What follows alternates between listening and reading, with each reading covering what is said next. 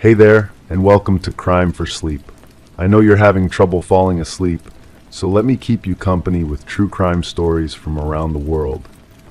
Before we dive in, I'm curious, where did you first hear this one? If you enjoy these stories, don't forget to like, comment, and subscribe. Now get comfortable, and let's get into tonight's case. Crime 1, she didn't have kids, but the previous tenants left the monitor behind. One night, it lit up on its own. The screen showed a man standing at the foot of a crib. When she checked the spare room, the crib was still gone, but a single handprint was pressed into the carpet. Emma Wilder had always been drawn to quiet places. Growing up in the outskirts of Burlington, Vermont, she preferred the whisper of pine trees to the chatter of classmates. By 32, she had carved out a life that suited her particular temperament, working remotely as a medical transcriptionist, adopting 2 rescue cats, and finally moving into her first standalone rental home on Lakeside Avenue, just 3 blocks from Lake Champlain. The one-story Craftsman had been previously occupied by the Morrisons, a young couple with a newborn who had relocated to Colorado for work. Emma had met them briefly during the final walkthrough in September 2019. They seemed hurried, almost nervous, as they handed over the keys. "You might find some things we missed," Mrs. Morrison had said, avoiding eye contact. "Just toss whatever you don't want." Emma found several items in the weeks that followed: oven mitts tucked in a drawer, a forgotten umbrella in the hall closet, and most notably, a baby monitor still plugged into an outlet in what would become her home office. It was a simple model with a camera unit and a portable receiver screen. Emma had placed it in a box of miscellaneous items, intending to donate it eventually.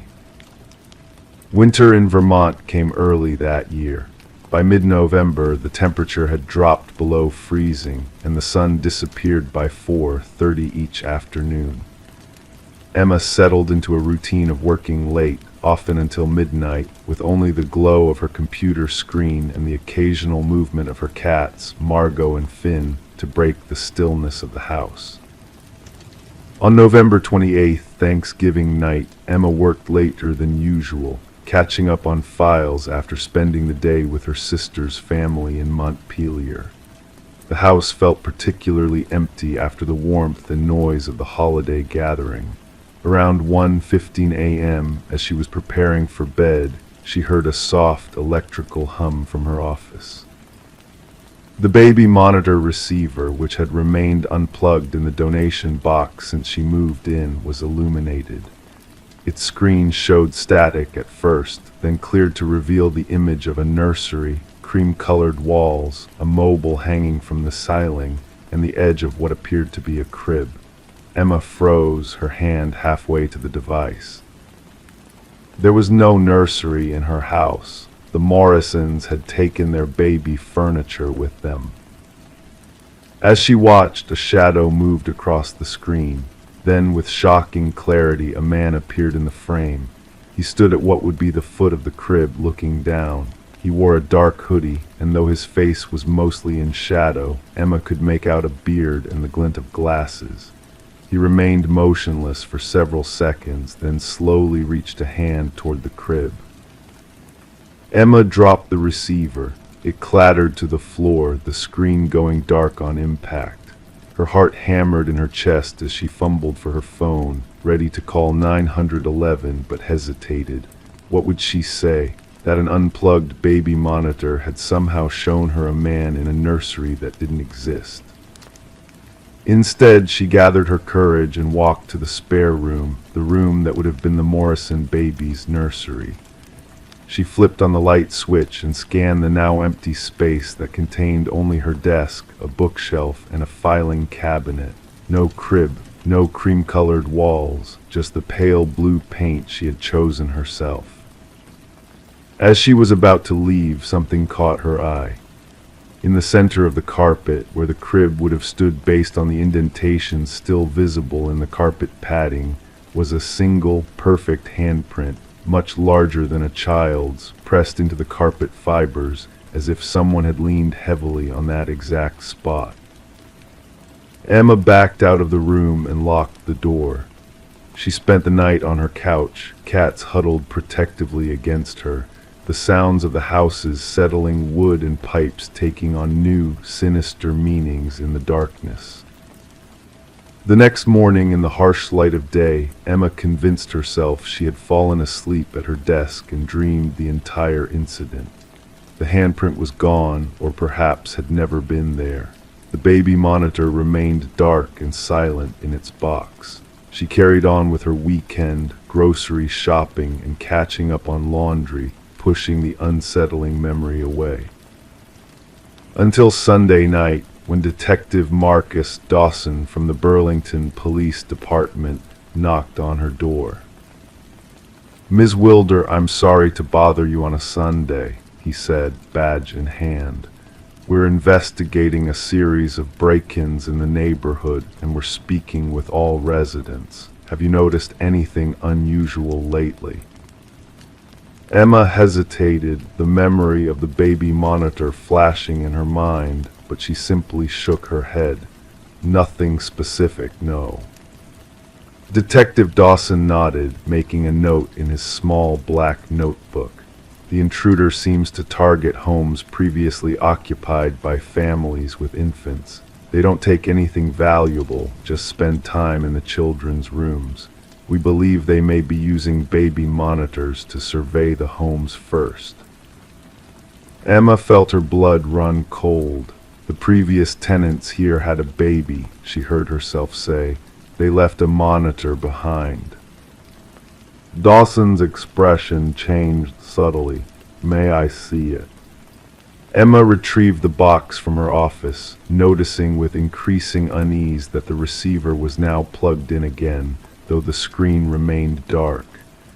She explained what had happened Thursday night, feeling foolish as the words left her mouth, but Dawson listened without judgment. "We should take this as evidence," he said finally, "and I'd like to have a team check your spare room. The pattern we're seeing is concerning." The investigation revealed that the Morrisons had not moved to Colorado at all. They had fled to a relative's home in Massachusetts after experiencing similar phenomena, their baby monitor showing a stranger in their child's room when no one was there. More disturbing was what the police found when they lifted the carpet in Emma's spare room, a small trapdoor leading to a crawl space that ran beneath the entire house. Inside, they discovered a sleeping bag, food wrappers, and several notebooks filled with detailed observations of the home's previous and current occupants. The entries about Emma were particularly chilling, noting her schedule when she went to bed and which windows she left unlocked. In the weeks that followed, similar findings emerged in 7 homes across Burlington and South Burlington. All had previously been occupied by families with infants who had moved away suddenly. All new occupants reported strange occurrences with electronic devices, particularly baby monitors and security cameras. The case broke when police apprehended Martin Keyes, a 43-year-old former security system installer, attempting to access a crawl space in a home just 2 blocks from Emma's. Keyes had been monitoring families through their own devices for years, carefully selecting homes with certain architectural features that allowed for hidden access points. During his interrogation, Keyes revealed an obsession with watching over infants that had begun after the death of his own child years earlier. He claimed he never intended harm, he just wanted to be near them while they slept. The baby monitor Emma had seen hadn't shown a nursery that no longer existed.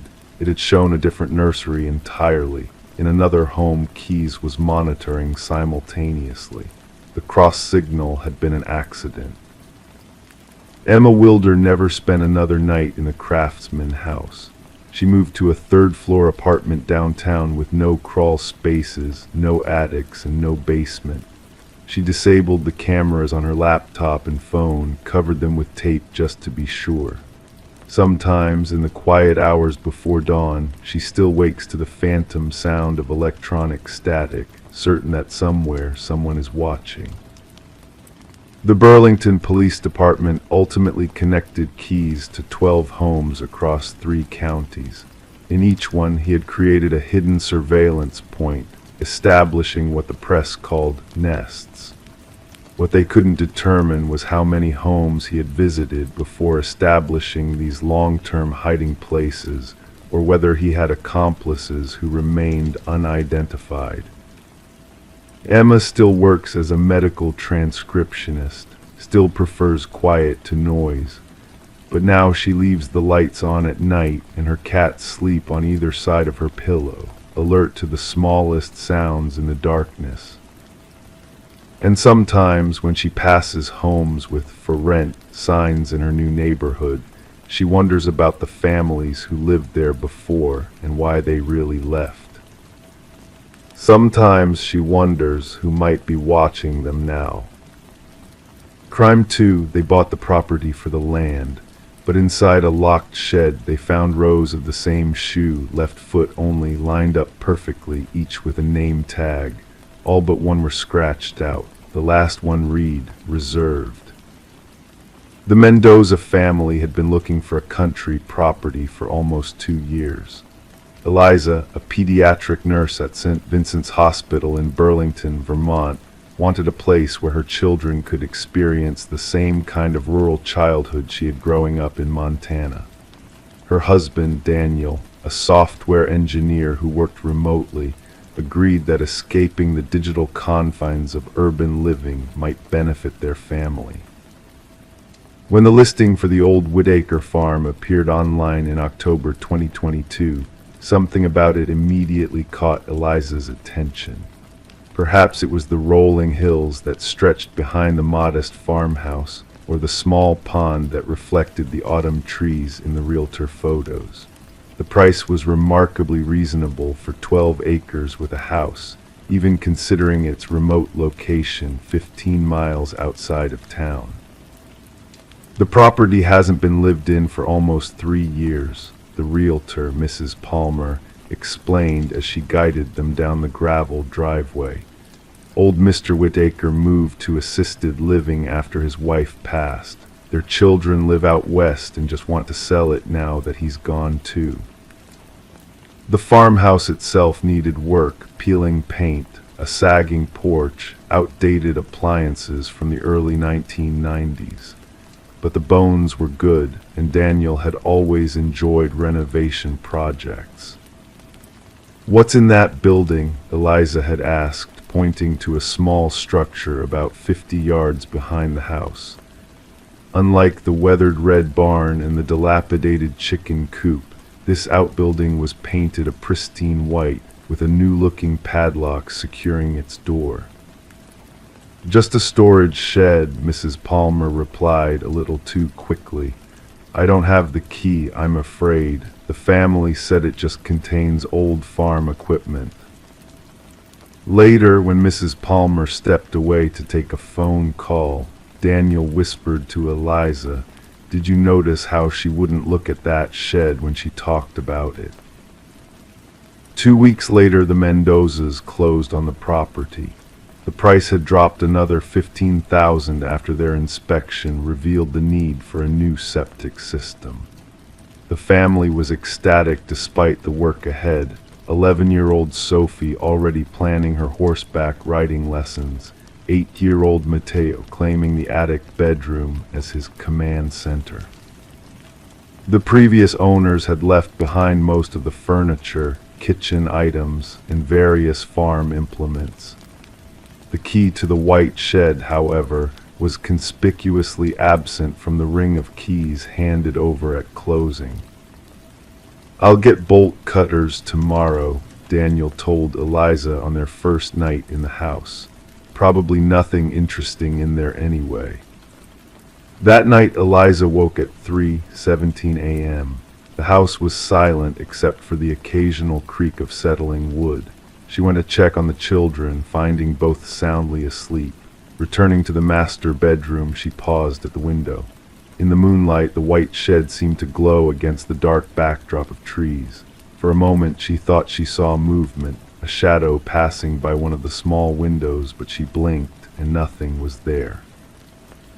The next day, Daniel drove to the hardware store in town.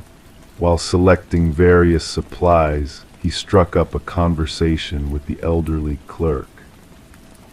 "Just moved into the old Whitaker place," Daniel mentioned casually.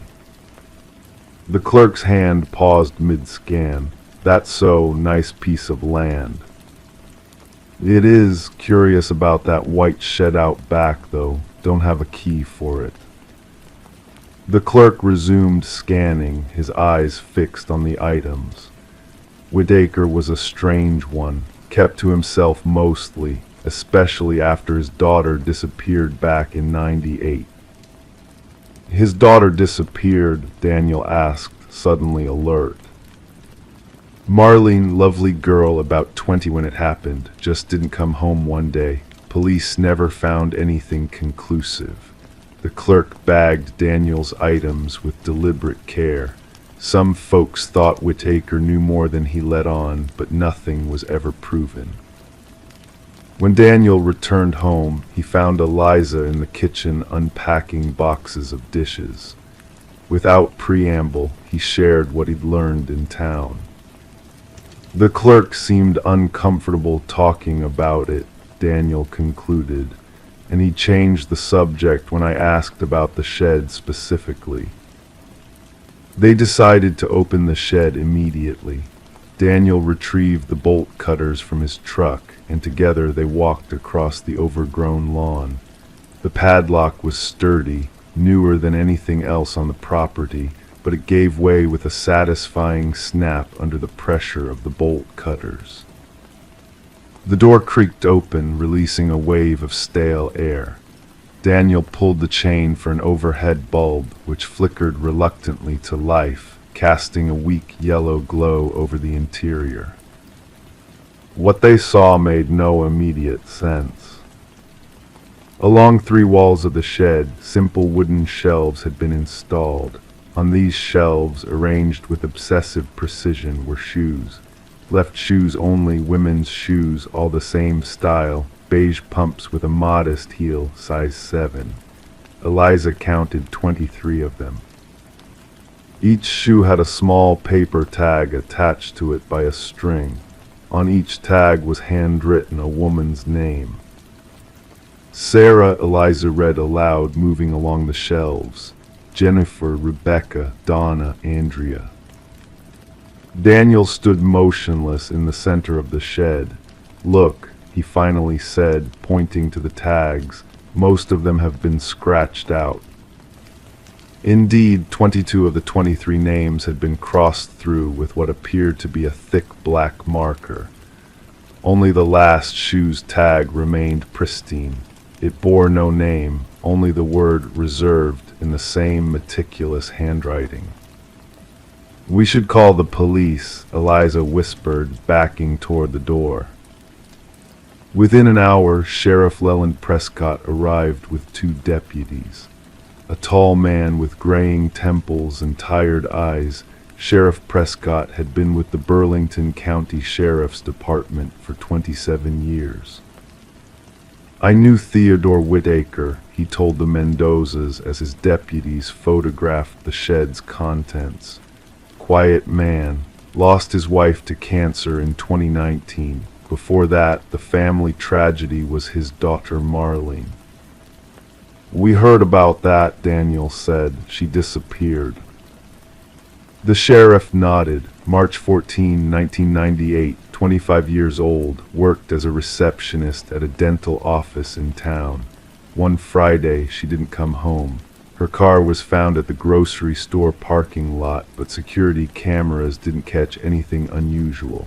No signs of struggle, no witnesses. "And these shoes," Eliza gestured toward the shed. "That's new to me," Sheriff Prescott admitted. "Theodore never let anyone near this shed, far as I know. Even during the initial investigation, we didn't have cause to search it. Nothing pointed to him. By nightfall, the sheriff's department had removed all 23 shoes for evidence. Crime scene technicians had dusted for fingerprints and collected samples from the shed's dirt floor. "We'll need to check these names against missing persons cases," Sheriff Prescott explained. "Though they could be nothing, maybe some strange collection or a memorial of some kind." But something in his voice suggested he didn't believe that. Over the next 3 days, the Mendozas tried to continue unpacking and settling in, but an unspoken tension filled the house.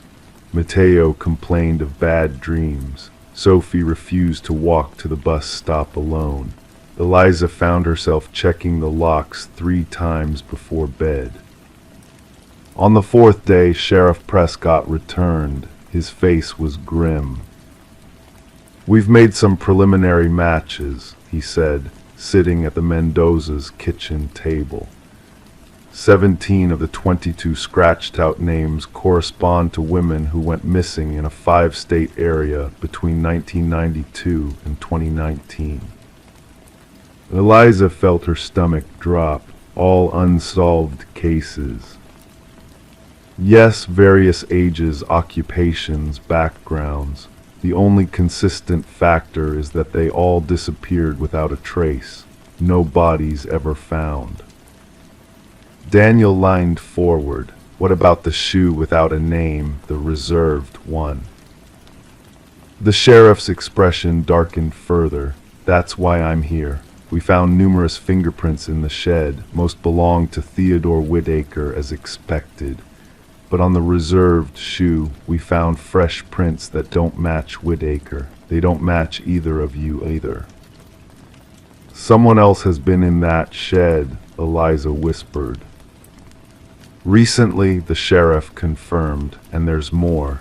We found a hidden compartment beneath the floorboards. Inside was a key to a storage unit in Burlington. We obtained a warrant and opened it yesterday." He paused, seeming to consider how much to share. "We found personal effects, clothing, jewelry, driver's licenses that appear to belong to several of the missing women whose names were on those shoes. And we found photographs." The sheriff pulled out his phone, hesitated, then showed them a single image. Theodore Whitaker standing next to a younger man with piercing eyes and a slight smile. The photograph appeared to be about 10 years old. "Do you recognize this younger man?" Sheriff Prescott asked. Both Mendozas shook their heads. "His name is Patrick Whitaker, Theodore's nephew. He lived here on and off through his 20s. We're trying to locate him now." 2 days later, the story broke in the local news. By the end of the week, it had gone national. The left shoe killer, they called it, though no bodies had yet been found. Teams with cadaver dogs began methodically searching the Whitaker property. The Mendozas moved into a hotel in Burlington. The children were withdrawn from school temporarily. Eliza took a leave of absence from the hospital. Sheriff Prescott kept them updated. Patrick Whitaker had been located in Oregon, working as a landscaper under a slightly altered name. When authorities attempted to bring him in for questioning, he fled. A manhunt was underway. 3 weeks after the discovery in the shed, Daniel received a call from Sheriff Prescott. "We've found something," the sheriff said. "I think you and Eliza should come to the station." At the sheriff's office, they were shown to a private conference room. On the table lay a single manila envelope. "This was delivered to the department this morning," Sheriff Prescott explained.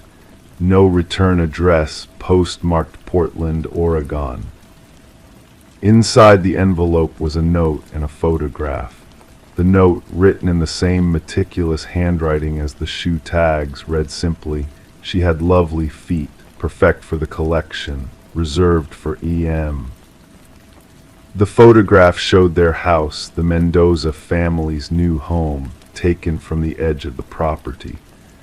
In the foreground, visible through the kitchen window, was Eliza making dinner. Sheriff Prescott slid another document across the table. This is the ownership history of the property. Theodore Whitaker bought it in 1991 from the previous owners. Daniel scanned the page, then looked up sharply. The property was originally owned by the Mendoza family, no relation to us. Maria Mendoza, the sheriff confirmed, disappeared in 1992, the first name crossed off on a shoe tag. Eliza's hands began to tremble. She whispered. Eliza Mendoza. 2 months later, Patrick Whitaker was found dead in a motel room in Northern California, an apparent suicide. A journal recovered from his possessions detailed his apprenticeship under his uncle Theodore, beginning when Patrick was just 16. The journal revealed locations across the Whitaker property and 3 neighboring counties where remains might be found. Recovery efforts were ongoing, bringing closure to some families while opening old wounds. The Mendozas never returned to live at the property. They sold it at a loss to a developer who promptly demolished all structures and divided the land into smaller lots. Eliza still wakes sometimes at 3:17 a.m. thinking about that pristine white shed and the shoe marked reserved. Daniel installed an elaborate security system in their new home in Massachusetts. Sophie and Mateo share a room now by choice. And sometimes, when checking the mail, Eliza feels a prickling sensation on the back of her neck, the feeling of being watched. She tells herself it's just trauma, the lingering effects of their brush with a decades-long nightmare. But occasionally, when sorting through the day's delivery, she'll find an unmarked envelope. Inside, there's never anything but a blank sheet of paper, the same creamy color as the tags once attached to those left shoes. Sheriff Prescott assures her they're still looking for accomplices. The investigation remains open. For now, Eliza keeps her shoes in pairs, always checking that nothing is missing. She knows that somewhere, someone might still be saving a place for her. Reserve. Crime 3, she'd never seen it before in real life, but she knew every hallway, every creaking stair. When the realtor asked if she had questions, she just said, "Where's the mirror?" He paused. There wasn't one listed on the floor plan. Elizabeth Caldwell had always been described as having an old soul. Growing up in the small town of Millwood, Connecticut, she was the kind of child who preferred solitude to playground games. Her mother, Diane, often found her daughter sitting quietly in her room, drawing houses with remarkable detail for a 7-year-old. Houses with wraparound porches, gabled windows, and spiral staircases, places that existed only in Elizabeth's mind. Or so everyone thought. By the time Elizabeth reached her late 20s, she had built a modest but successful career as a freelance graphic designer. She lived alone in a small apartment in Hartford, kept few friends, and called her mother every Sunday evening at precisely 7:30 p.m. Those who knew Elizabeth described her as intensely private but unfailingly polite, the type of person who would remember your birthday but never invite you into her home. She had this presence about her, recalled Sarah Nichols, who had worked with Elizabeth on several design projects. Like she was physically there but mentally somewhere else entirely, somewhere far away. In March of 2018, Elizabeth began having what she called the house dreams. Night after night, she would find herself wandering through the same Victorian home, tracing her fingers along wainscoting in a dining room, climbing carpeted stairs that creaked on the seventh step, or standing before a peculiar oval mirror at the end of the upstairs hallway. The dreams were vivid, consistent, and left Elizabeth with an inexplicable longing upon waking. After 3 months of these recurring dreams, Elizabeth began searching real estate listings across New England. She told no one about this quest, not even her mother. Her search history revealed hundreds of hours spent on property websites, scrolling through thousands of historic homes. Then on June 17th, she found it. The Victorian house at 1423 Elm Street in the sleepy coastal town of Somerset, Maine, was listed as a charming fixer-upper with original features. The online listing showed only exterior photos and a few shots of the downstairs rooms, but Elizabeth recognized it immediately. She called the realtor that same day and arranged to view the property.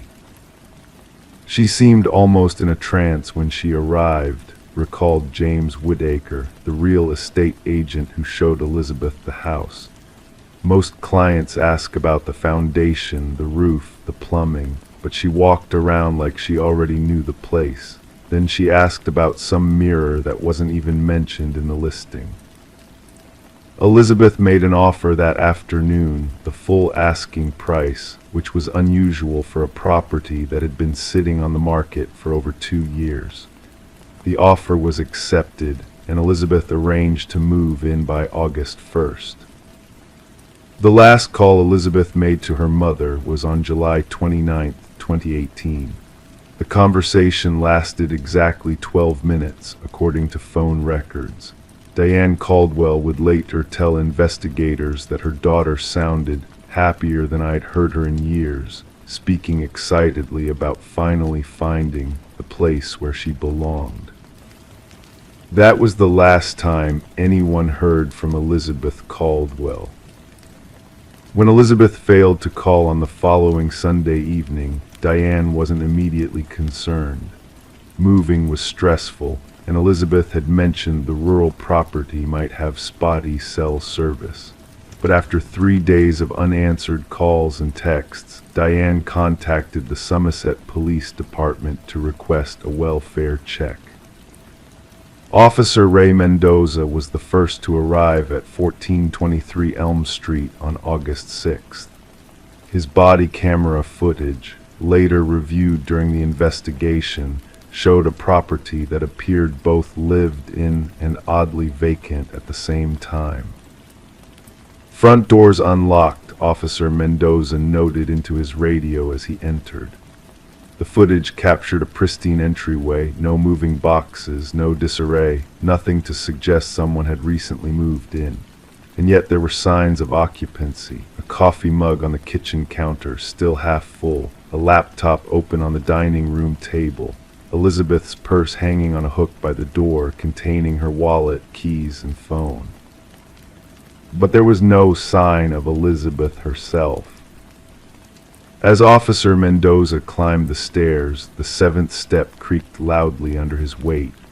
At the top of the staircase, the footage showed a long hallway with 4 doors, 3 bedrooms, and 1 bathroom, all empty.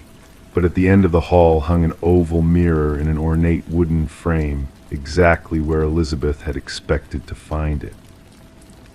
The initial search revealed nothing suspicious, no signs of forced entry, no evidence of violence, no indication that Elizabeth had planned to leave. Her car was parked in the garage. Her clothing hung neatly in the closet. Her medication sat on the bathroom counter. Elizabeth Caldwell had simply vanished.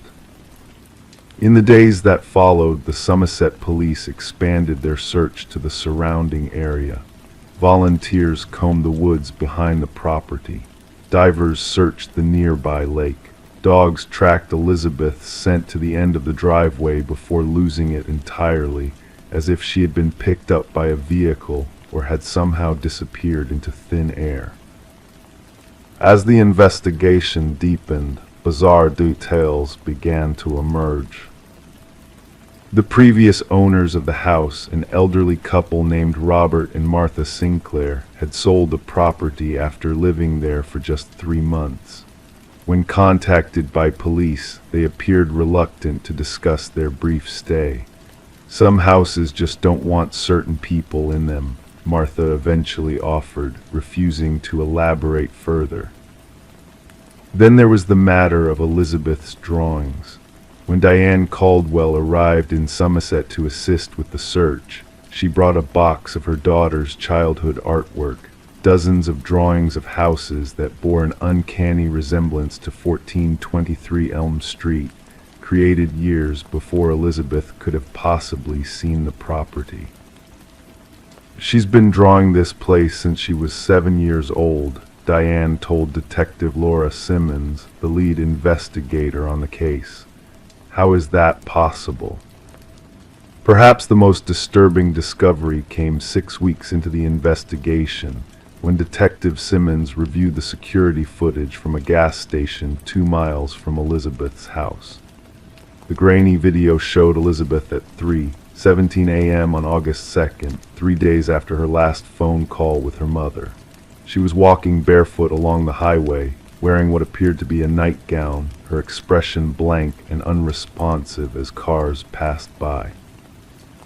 The footage showed her walking north for approximately 2 minutes before moving out of the camera's range. No other cameras in the area captured her movements after that point. The oval mirror became a point of particular interest to investigators when records revealed it wasn't part of the original house. According to renovation documents filed with the Historical Society, the mirror had been installed in 1967 by the home's then owner, Dr. William Hargrove, a psychologist known for his controversial research into dream states and consciousness. When authorities tried to locate Dr. Hargrove for questioning, they discovered he had died in 1994. His research notes, however, were stored in the archives at the University of Maine. Detective Simmons spent 3 days reviewing the material, most of which focused on what Hargrove called resonant spaces, physical locations that could allegedly call to certain sensitive individuals across time and space. In his final journal entry, dated January 15, 1994, 3 days before his death, Hargrove had written, "The mirror is complete, the connection established. It waits now for the one who dreams of this place, the one who has always belonged here." As months passed with no further leads, the investigation gradually lost momentum. Elizabeth's case remained open but inactive, one of thousands of unexplained disappearances that occur in America each year. Diane Caldwell refused to sell her daughter's house, paying the property taxes and visiting every few months to maintain it. The oval mirror remained hanging at the end of the upstairs hallway, its surface gathering dust. 3 years after Elizabeth's disappearance, Diane made a discovery that would reignite public interest in the case. While cleaning Elizabeth's bedroom, she found a journal wedged between the mattress and box spring, a journal no investigator had previously uncovered. The final entry, dated August 1st, 2018, read, "I understand now why the house has been calling me all these years. I'm not meant to live here, I'm meant to return here. The mirror shows me the way back to where I truly exist. If anyone finds this, please know I wasn't taken. I'm finally going home." To this day, Elizabeth Caldwell remains listed as a missing person. Her disappearance has spawned countless theories, from mundane explanations involving mental health crises to elaborate supernatural narratives that fascinate internet sleuths. The house at 1423 Elm Street still stands, maintained but uninhabited. Local residents claim that sometimes, on quiet nights, lights can be seen moving from room to room, though the electricity has long been disconnected. And at the end of the upstairs hallway, the oval mirror continues to hang, reflecting an empty corridor that some say isn't always empty if you look at just the right angle, at just the right time of night. The question that haunts those familiar with the case isn't just what happened to Elizabeth Caldwell. It's whether she found what she was looking for when she finally stepped into the house that had lived in her dreams for so long. Crime 4, it was buried in the attic beneath old holiday decorations, a thick leather album, pages stiff with glue. Each page featured photos of women smiling unaware. But every face was hers. Different clothes, different ages. All hers. Laura Dixon had always been drawn to the small Victorian houses of Oakwood Heights, a quiet neighborhood on the outskirts of Salem, Massachusetts. When the charming blue house on Willow Street went up for sale in October 2019, she didn't hesitate. At 34, with a stable job as a librarian at the county's main branch, Laura was ready to put down roots. The neighbors seemed pleasant enough. Mrs. Peterson across the street brought over a homemade apple pie on moving day. The young couple next door, the Millers, invited her to their Halloween party.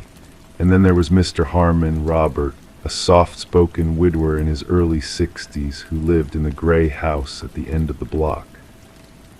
"Let me know if you need any help settling in," he'd offered, dropping by one afternoon with a potted plant. "I've lived here for nearly 40 years, know all the quirks of these old houses." Laura had thanked him, noting his gentle manner and the way his eyes never quite met hers. In the months that followed, Laura fell into a comfortable routine. Weekdays at the library, Saturday mornings at the farmer's market, Sunday afternoons reading in her garden when weather permitted. She began renovating the house room by room, starting with the kitchen. Friends commented on how content she seemed.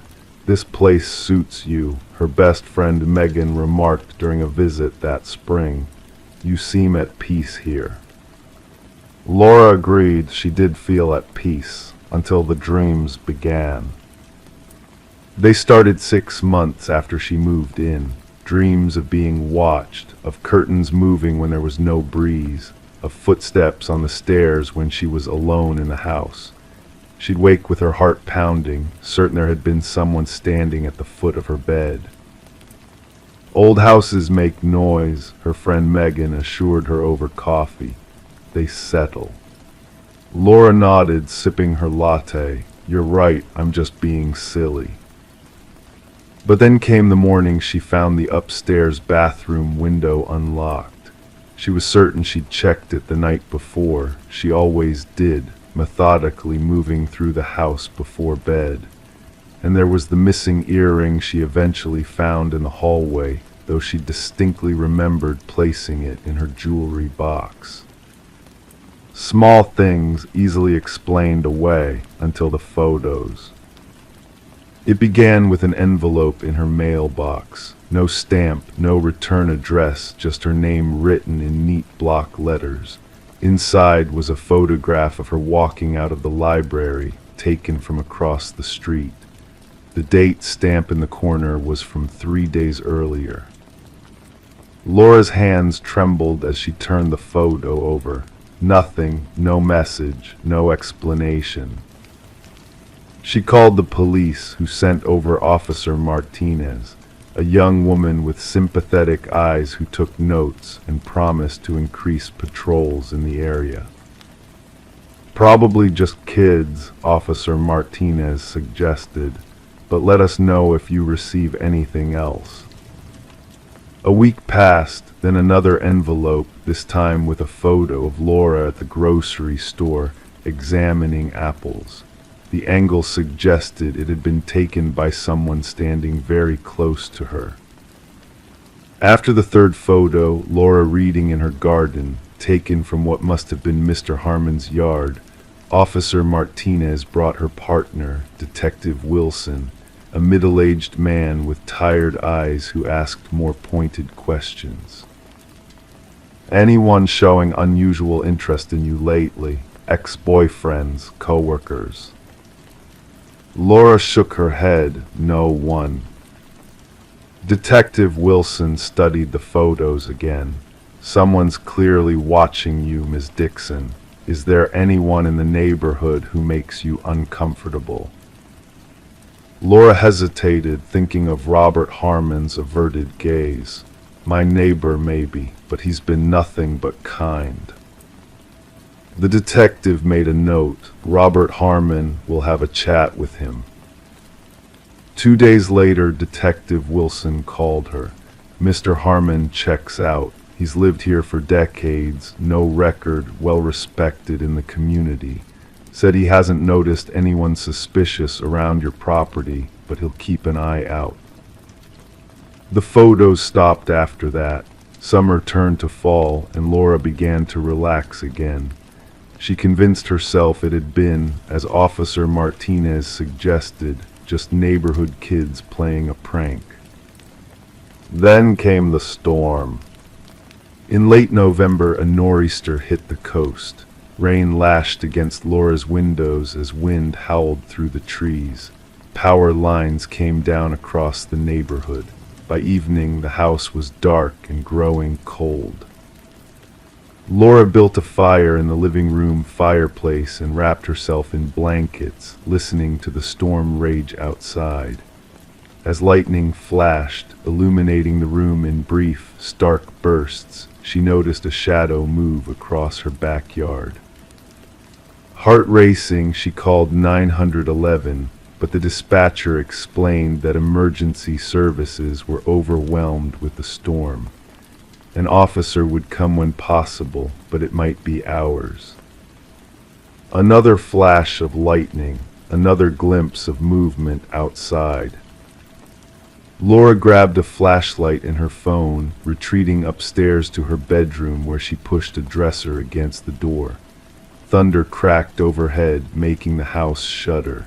In that moment, Laura heard it, the unmistakable sound of the back door opening. Footsteps on the stairs, slow, measured, familiar from her dreams. "Police are on their way," she shouted, though she knew help was far off. Silence, then a voice, soft and unnerving. "They won't get here in time, Laura." The doorknob turned, met resistance from the dresser. A shoulder pressed against the wood, pushing. The dresser began to slide.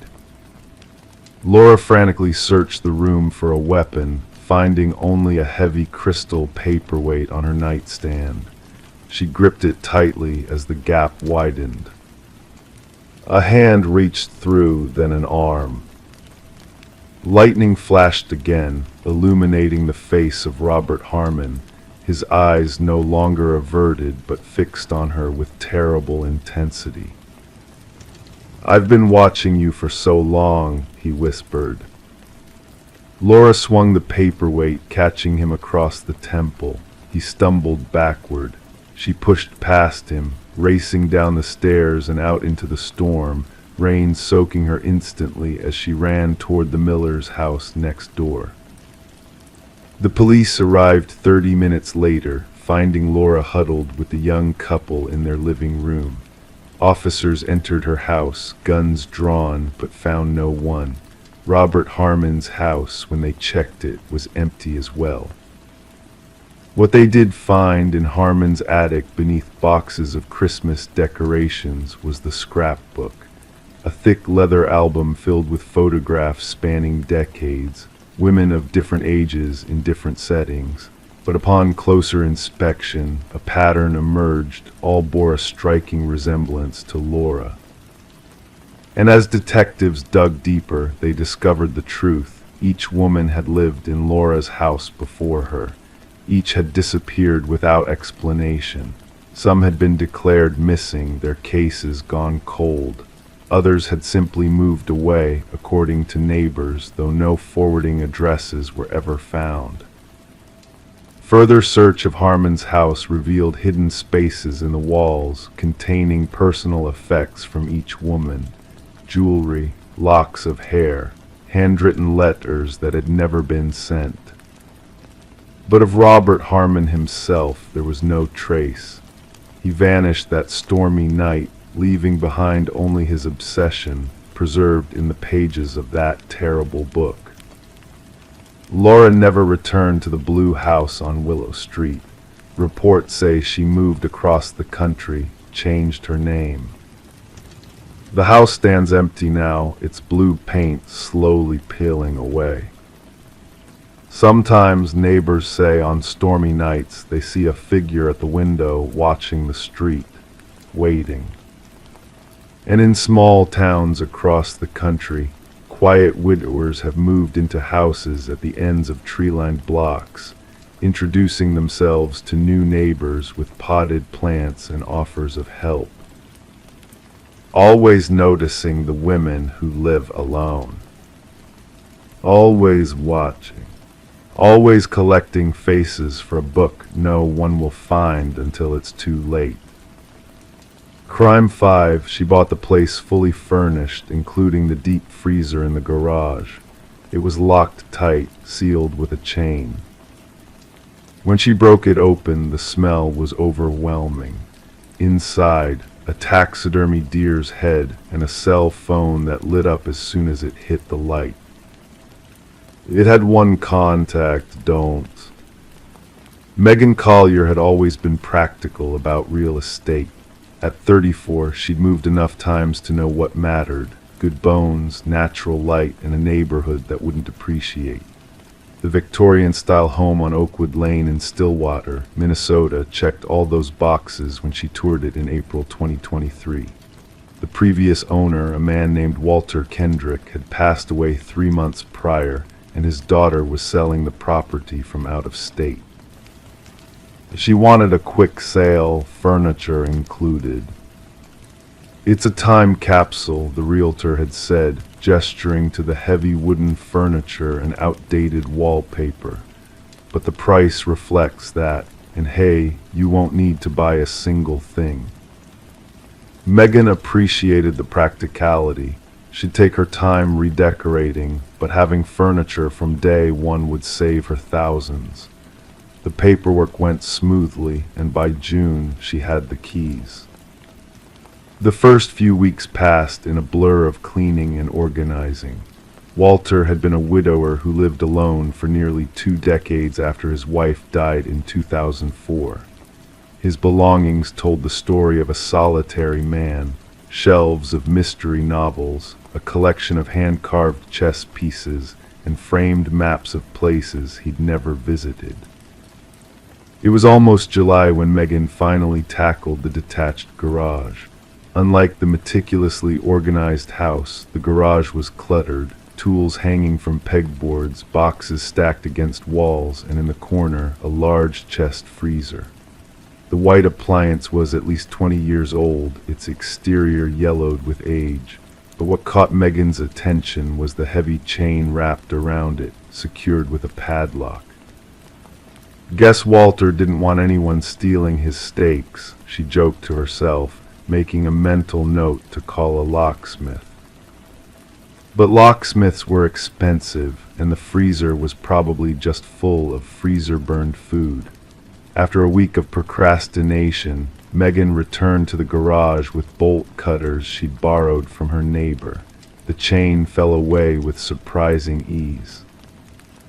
The seal of the freezer had created a vacuum, and when she finally pried it open, the escaping air carried a scent that made her step back, a musty, chemical odor mixed with something organic and long decayed.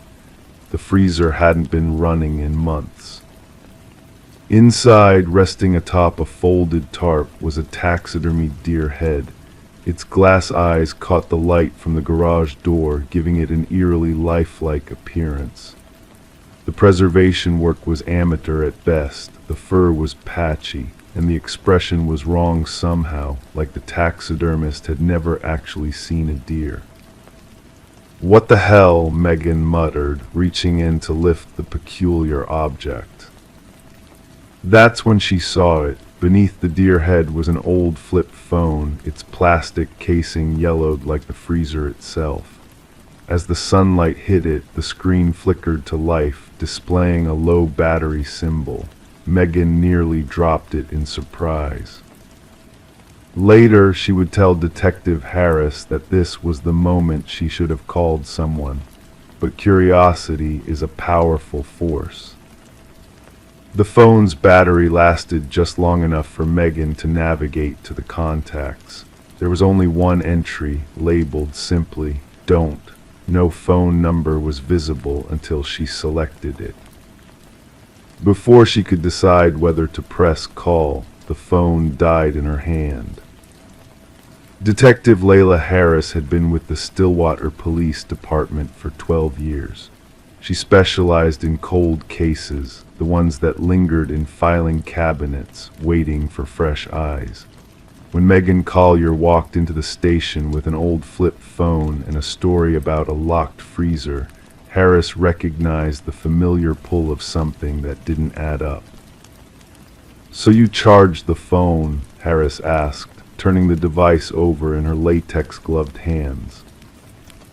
"Yes," Megan replied. "I was curious, wouldn't you be?" Once charged, the phone had revealed more than just the cryptic contact. There were photos, dozens of them, all of the same wooded area. Some were taken in daylight, others at dusk.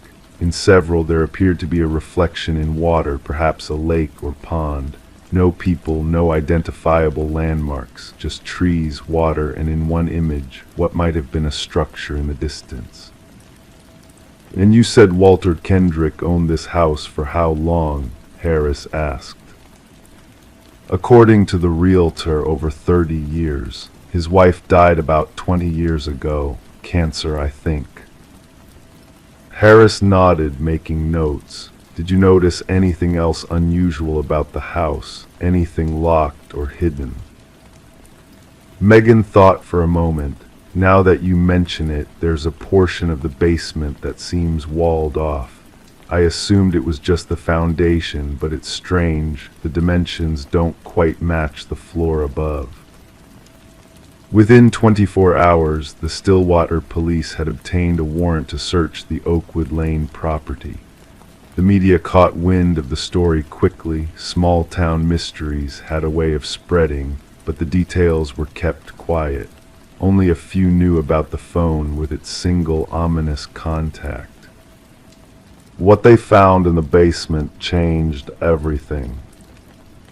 Walter Kendrick had been a respected member of the community. He'd worked as a high school biology teacher until retirement, was an active member of his church, and volunteered at the local animal shelter. His neighbors described him as quiet but friendly, the kind of man who would shovel your driveway without being asked, one said. His wife, Eleanor, had been more outgoing, a nurse at the county hospital, known for organizing neighborhood block parties and Christmas cookie exchanges. Her battle with cancer had been brief but brutal, and after her passing, Walter had withdrawn somewhat from community life. "He just seemed lost without her," recalled Mary Jessup, who had lived next door for 25 years. "But I never would have thought, never in a million years." What nobody knew was that Eleanor Kendrick had not died of cancer in 2004. The medical examiner would later determine that the remains found in the walled-off section of the basement belonged to a woman in her mid-50s who had died of blunt force trauma to the head. Dental records confirmed it was Eleanor. More disturbing still was what the forensic team discovered when they examined the taxidermied deer head from the freezer. Hidden inside, replacing what would have been the animal's brain, was a small leather-bound journal. Its pages contained meticulous notes, written in Walter's precise handwriting, documenting 20 years of visits to a location identified only as the pond. The entries were clinical at first: October 14, 2004, visited site, all secure, water level normal. December 25, 2004, brief check, snow covering everything, beautiful in its way. But as the years progressed, the entries became more personal. October 14, 2013, 9th anniversary. Brought flowers, told her about my retirement, almost felt like she could hear me. February 9, 2018, found teenagers near the pond, watched until they left, must be more careful, they cannot know. The final entry was dated just 2 weeks before Walter's death from heart failure. January 3, 2023, I am tired. The doctor says my heart is failing. Perhaps this is justice. I've made arrangements for Ellie's remains. Soon we will both be at peace. But whatever arrangements Walter had made died with him. The journal made reference to a second location, the pond from the photographs, but gave no clear indication of where it might be.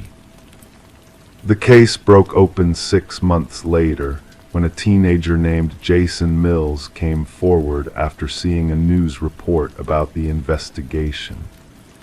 In July 2022, Jason and his friends had been exploring an abandoned property near Stillwater Lake when they encountered an elderly man. He wasn't threatening or anything, Jason told Detective Harris.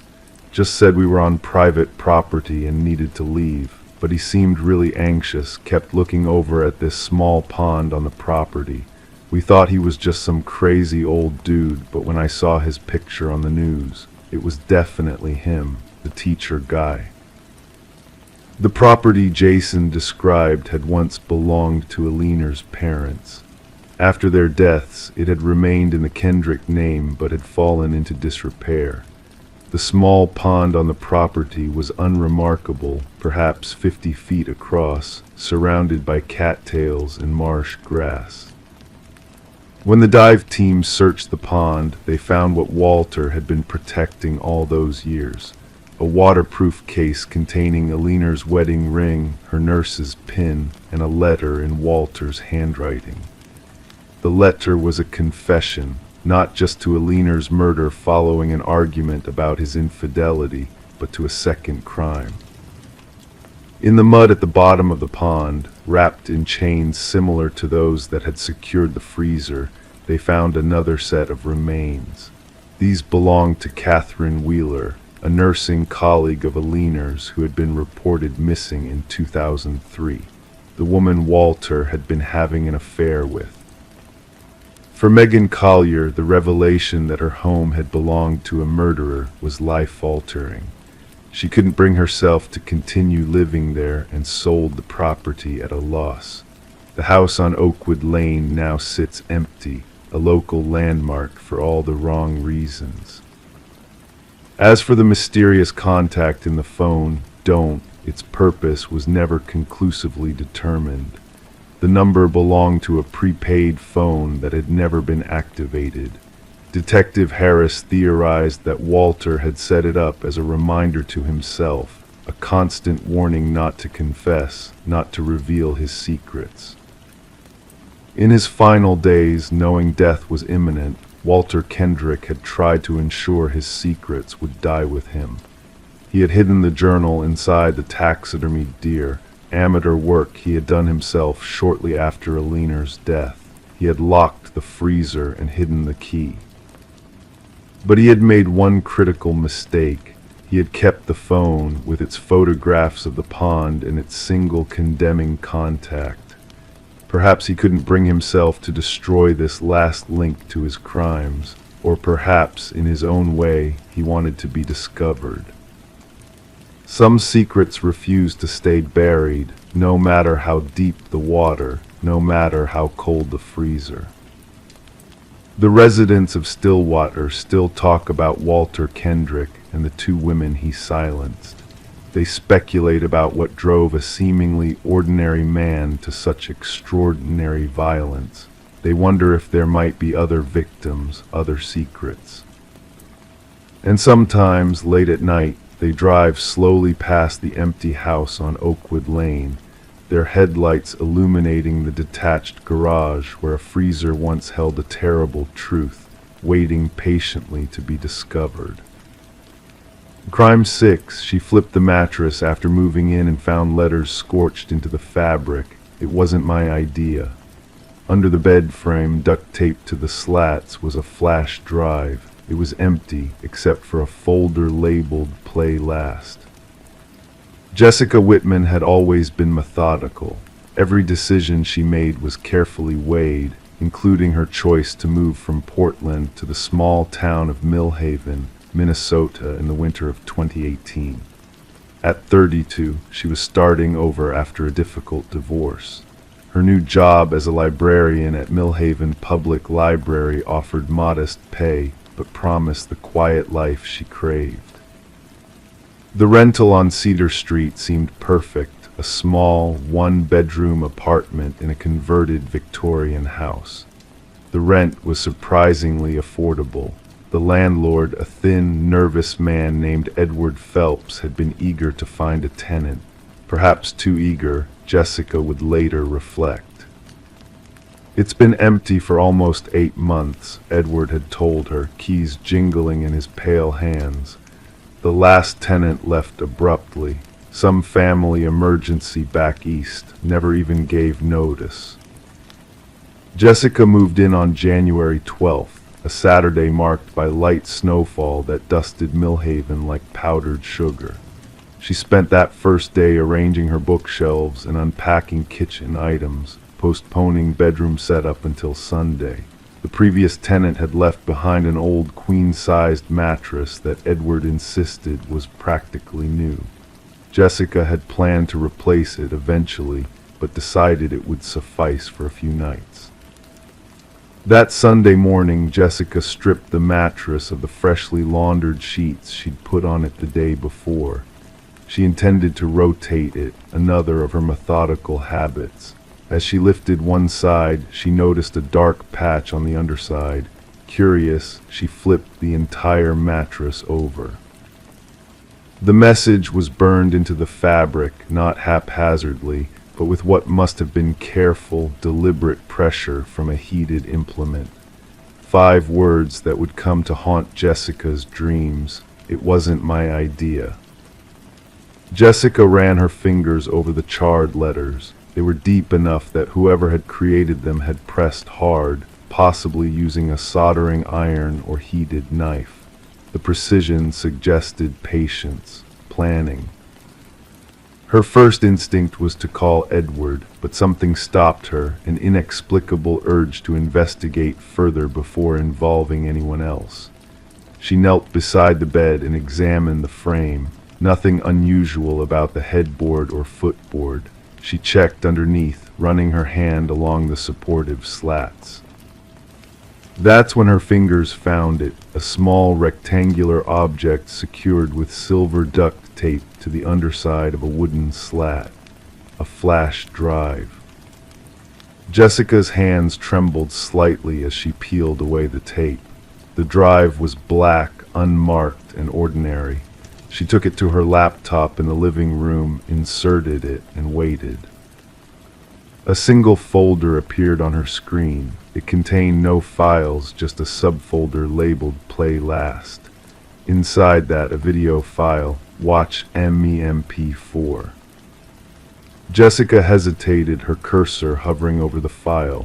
The rational part of her mind suggested calling the police immediately. But curiosity, that dangerous human impulse, won out. She clicked play. The video opened to a dimly lit room, this room, her bedroom, but emptier, clearly filmed before she moved in. A woman sat on the edge of the bed, her face partially obscured by long brown hair. She appeared to be in her late 20s, thin, wearing a gray sweatshirt. When she spoke, her voice was surprisingly steady.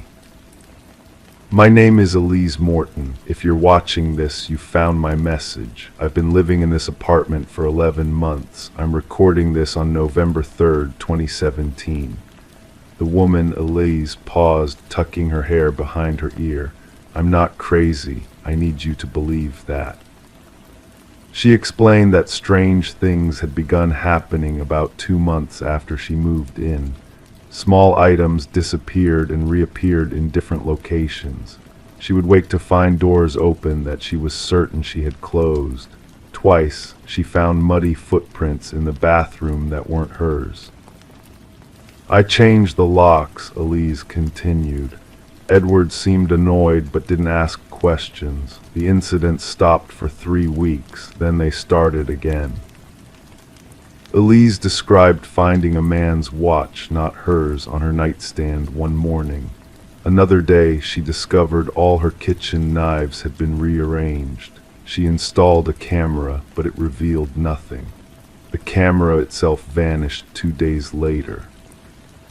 I know how this sounds, Elise said, her composure finally cracking, but someone has access to this apartment. Someone is coming in while I sleep.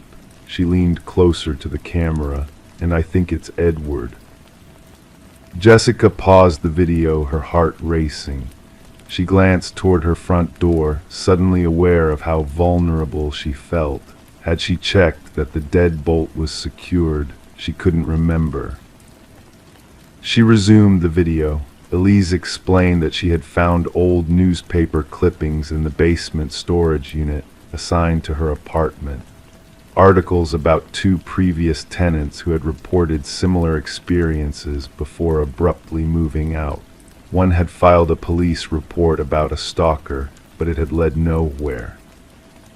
"There's something else," Elise whispered, glancing over her shoulder as if afraid of being overheard. "I found a hidden door." The video then showed a close-up of Elise's closet. She removed the hanging clothes and pressed against the back panel.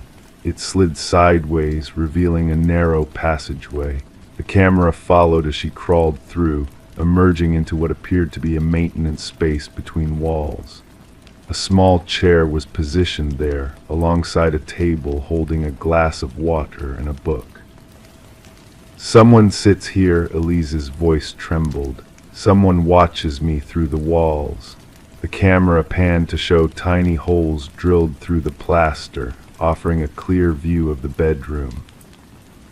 "I'm leaving tomorrow. I've booked a flight to my sister's in Arizona, but I wanted to leave this warning for whoever comes next." She looked directly into the camera. "Check the walls, check everywhere. And whatever you do, don't let Edward know what you found." The video ended abruptly. Jessica sat frozen, her laptop screen returning to the folder display. The apartment suddenly felt cavernous, full of shadows and potential hiding places. She found herself listening intently for any sound beyond the normal creaks of an old building. Jessica shut her laptop and walked cautiously to her bedroom closet. She slid hangers aside and pressed against the back panel. It felt solid. She knocked. The sound was hollow, but that could be normal for an interior wall. She examined every inch of the closet's interior but found nothing suspicious. That night, Jessica slept on her couch, a kitchen knife placed on the coffee table beside her. In the morning, she called in sick to work and drove to the Millhaven Police Department. Officer Derek Hansen, a broad-shouldered man with kind eyes and graying temples, listened to her story with professional attentiveness. He viewed the video and took the flash drive as evidence. "I'll look into this, Elise Morton," he promised, "and we'll send someone to check your apartment for any hidden passages or signs of unauthorized entry." The preliminary search revealed nothing unusual. No hidden doors, no peepholes in the walls. Jessica began to wonder if Elise Morton had fabricated the whole story, perhaps suffering from mental health issues or engaged in an elaborate prank. Officer Hansen's investigation, however, uncovered troubling facts. Elise Morton was real. She had indeed rented the apartment before Jessica.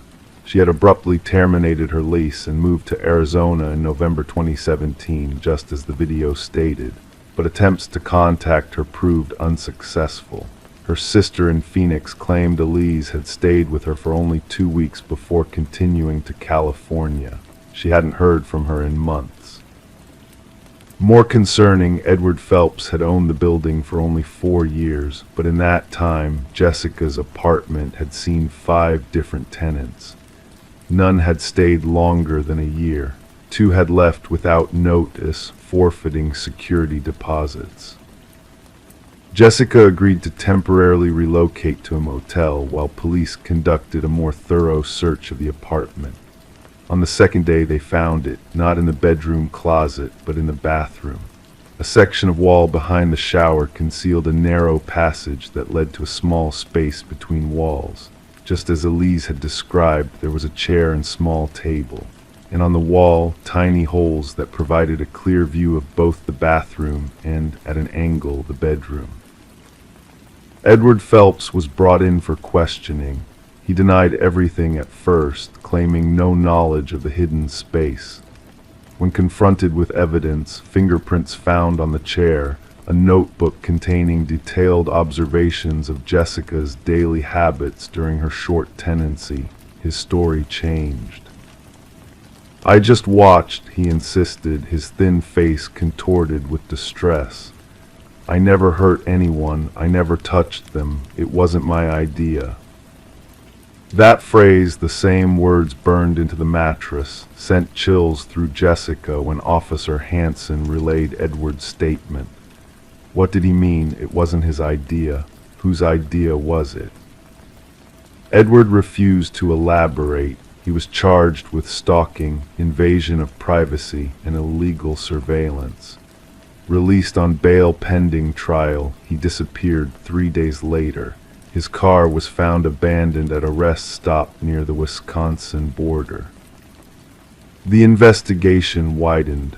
Police discovered similar hidden observation spaces in 3 other apartments Edward owned across 2 counties.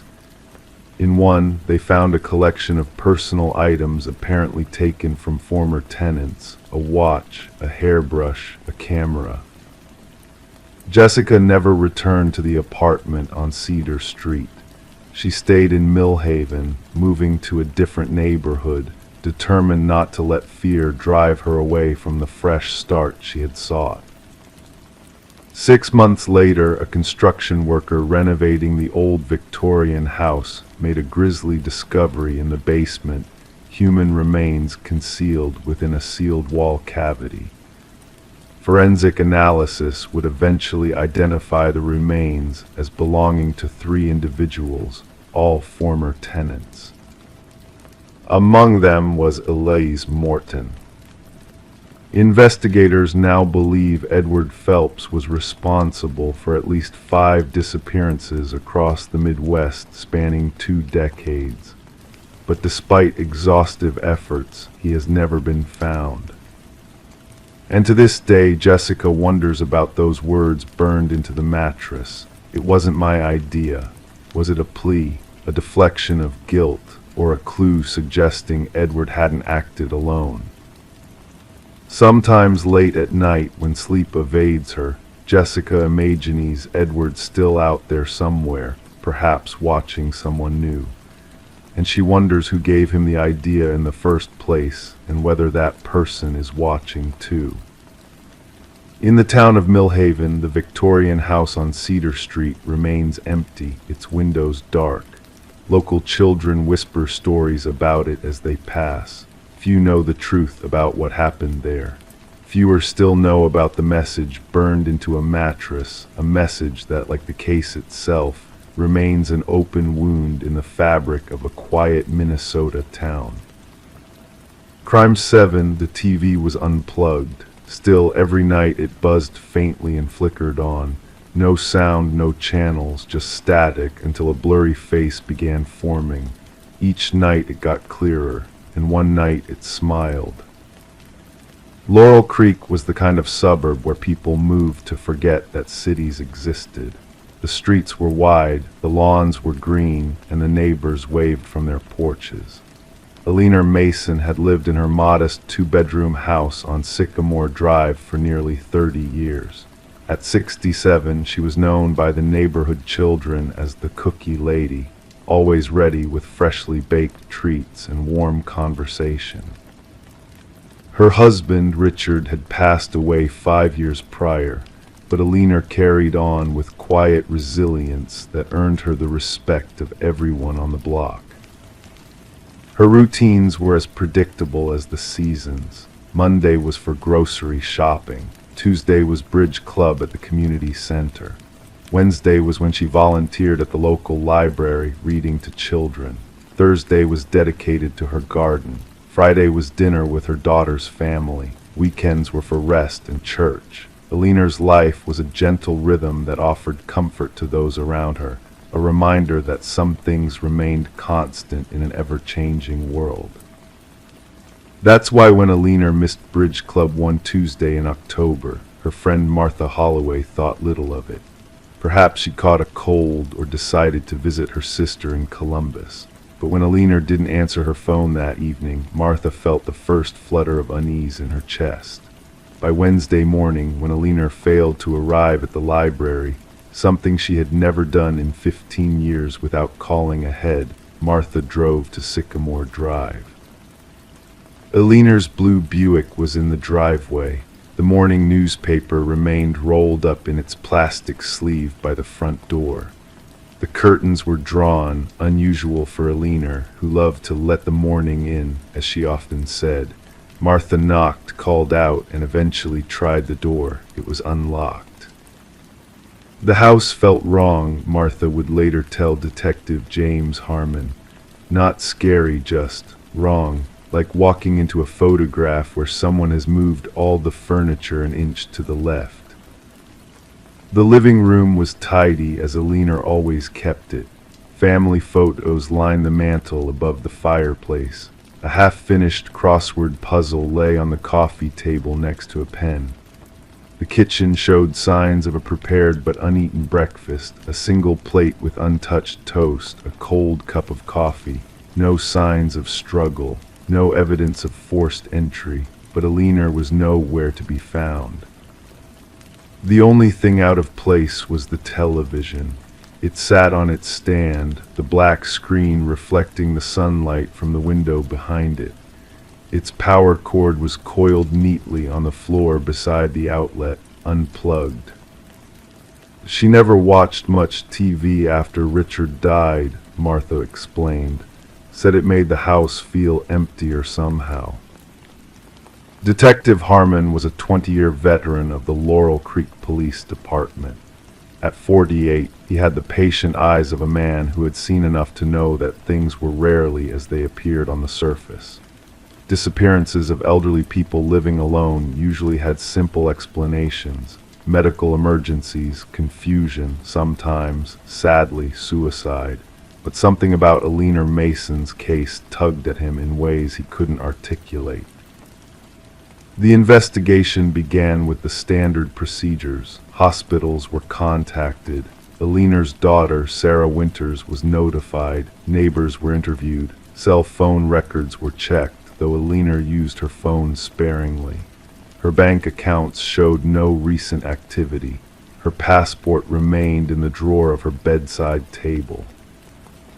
3 days passed with no sign of Alina, no body, no witnesses who had seen her leave, no evidence of foul play, just an empty house with a perfectly made bed and an unplugged television.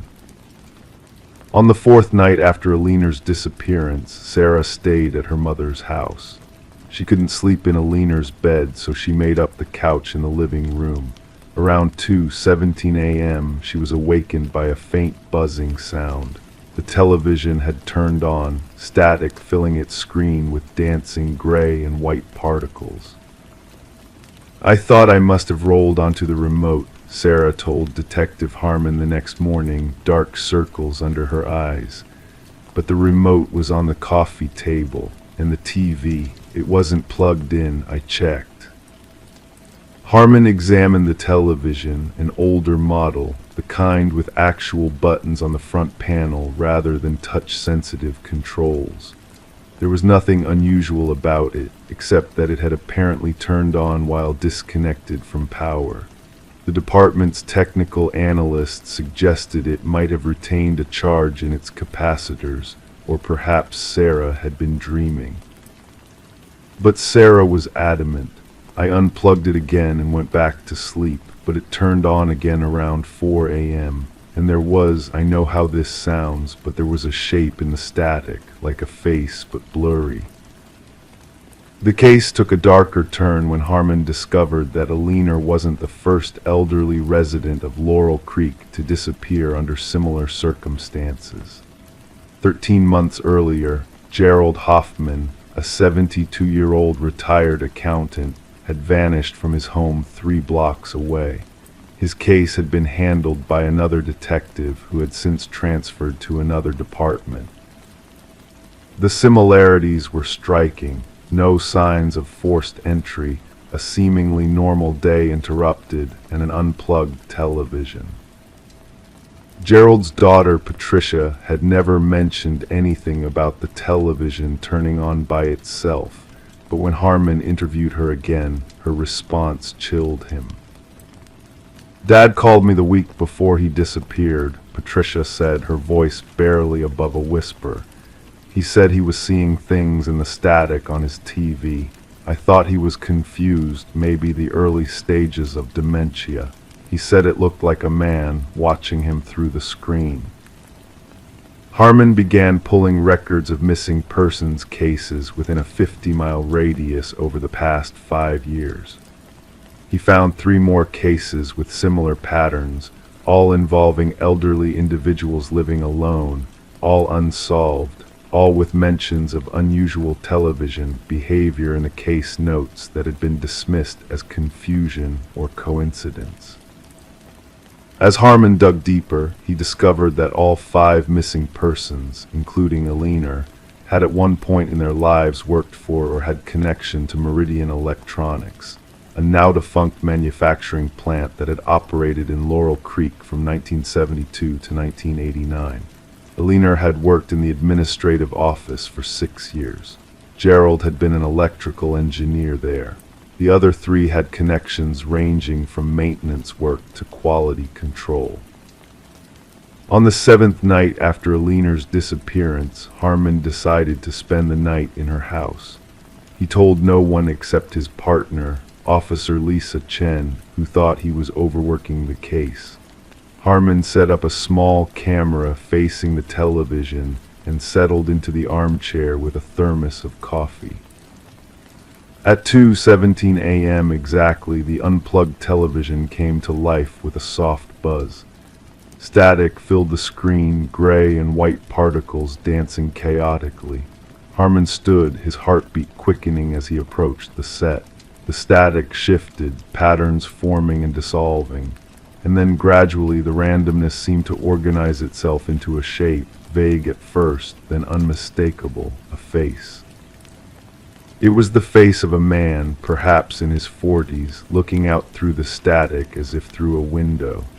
The features were indistinct yet somehow familiar, and then slowly the face smiled, a knowing, intimate smile that sent a wave of cold through Harmon's body. The case of Alina Mason remains officially unsolved. The television from her home is now stored in an evidence locker at the Laurel Creek Police Department, unplugged, its screen dark.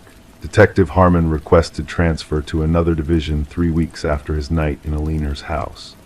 The official investigation concluded that Alina, like the others, had likely wandered off due to an undiagnosed cognitive issue and met with an unfortunate accident in the woods that border Laurel Creek to the north.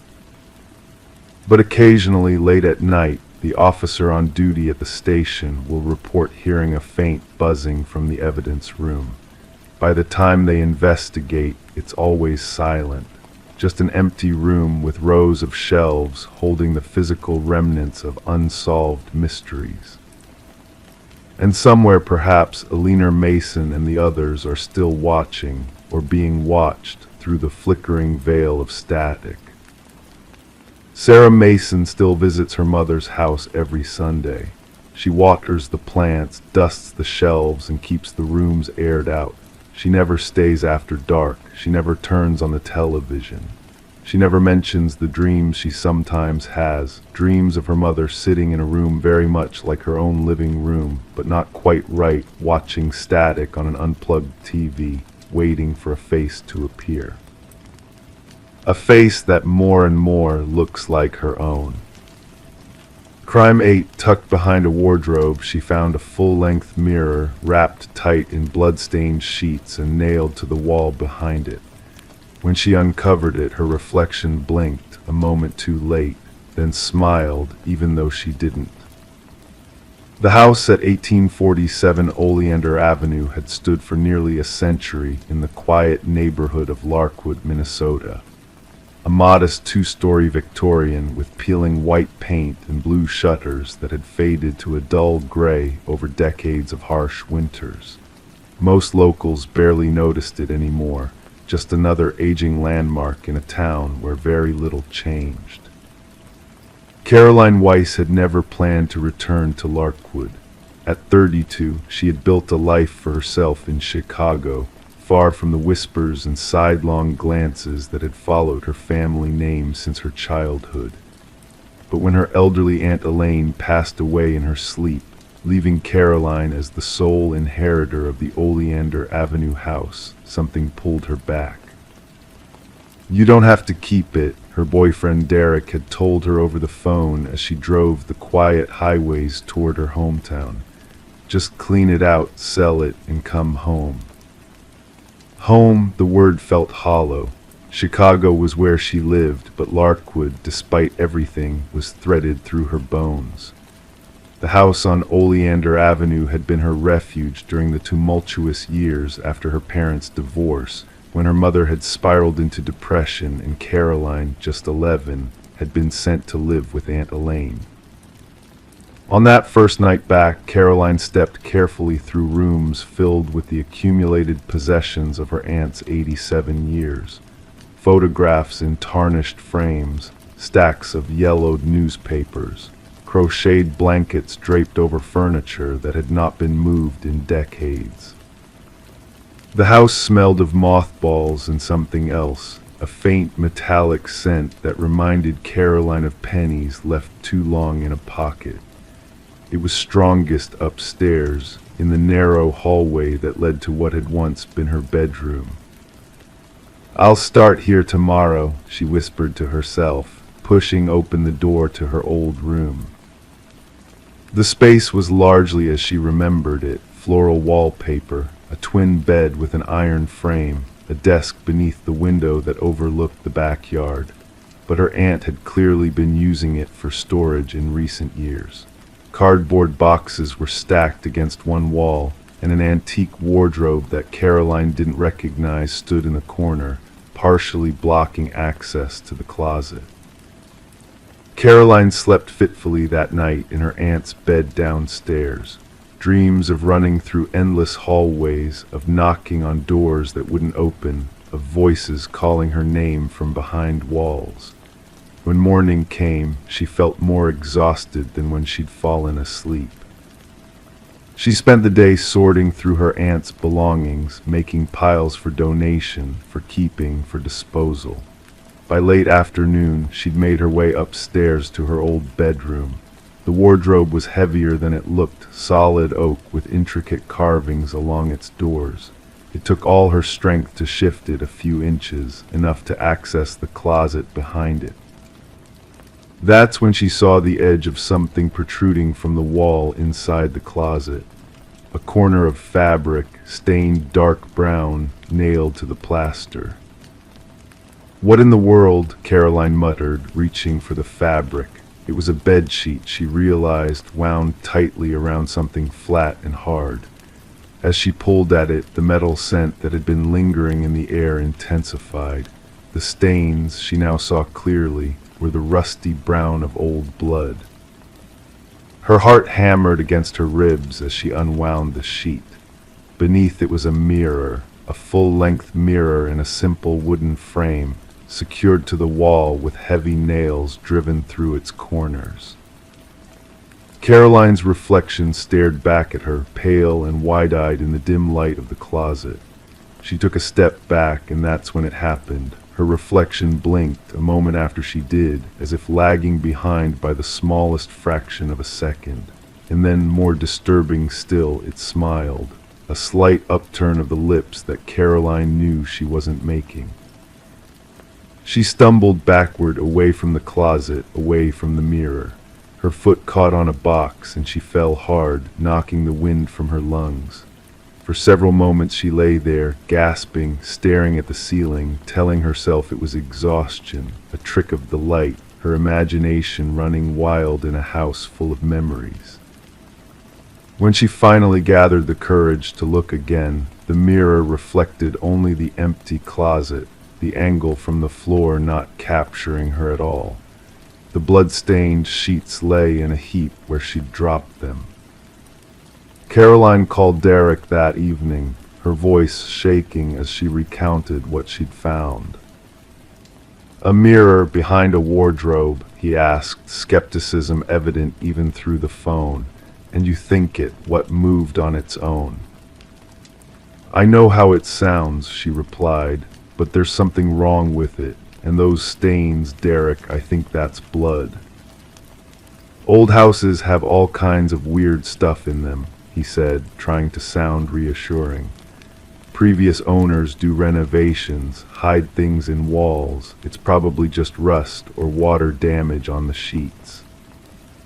But Caroline couldn't shake the feeling that she had uncovered something that had been deliberately hidden. That night she dreamed of the mirror again. In her dream, she stood before it, but her reflection was always a step behind, watching her with eyes that seemed to know secrets she didn't. The next morning, Caroline called the only person in Larkwood she still trusted, Michael Harding, who had been a detective with the local police for nearly 20 years and had once dated her Aunt Elaine in high school. "Blood on sheets," Michael said when he arrived, his weathered face creasing with concern. "You sure about that, Caroline?" He followed her upstairs to where the mirror still hung in the closet. The sheets she had left crumpled on the floor were gone. "They were right here," Caroline insisted, pointing at the bare floorboards, wrapped around the mirror, stained with what looked like blood. Michael studied the mirror, then the closet, then Caroline herself. "You've been under a lot of stress," he said gently. "Coming back here, dealing with Elaine's passing in her house. Maybe your mind is playing tricks." "I know what I saw," Caroline said, but doubt had begun to creep in. Had she imagined the sheets, the blood, the strange behavior of her reflection? Over the next few days, Caroline continued sorting through her aunt's belongings. She found old journals in which Elaine had written about dreams, disturbing dreams of being followed, of someone watching her through windows and mirrors. In entries from the months before her death, Elaine had become increasingly paranoid, writing about the other one who was trying to come through. Caroline also discovered newspaper clippings, carefully preserved in a manila envelope. They dated back to 1967 and detailed the disappearance of a young woman named Rebecca Thorne, who had lived in the house before Elaine bought it. Rebecca had vanished without a trace, leaving behind only a room full of mirrors, dozens of them, covering every wall. She was obsessed with her own reflection. One article quoted a neighbor as saying, "Always watching herself as if she was afraid of what she might see or not see." As Caroline delved deeper into the history of the house, she learned that Rebecca wasn't the only disappearance connected to 1847 Oleander Avenue. Every few decades, someone who lived there had vanished or died under mysterious circumstances. Always women, always alone in the house. She began to notice other things too.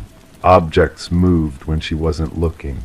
Doors she was certain she had closed stood open in the morning, and always the feeling of being watched. The mirror in the closet seemed to draw her, calling to her in ways she couldn't articulate. Sometimes she would find herself standing before it without remembering how she got there.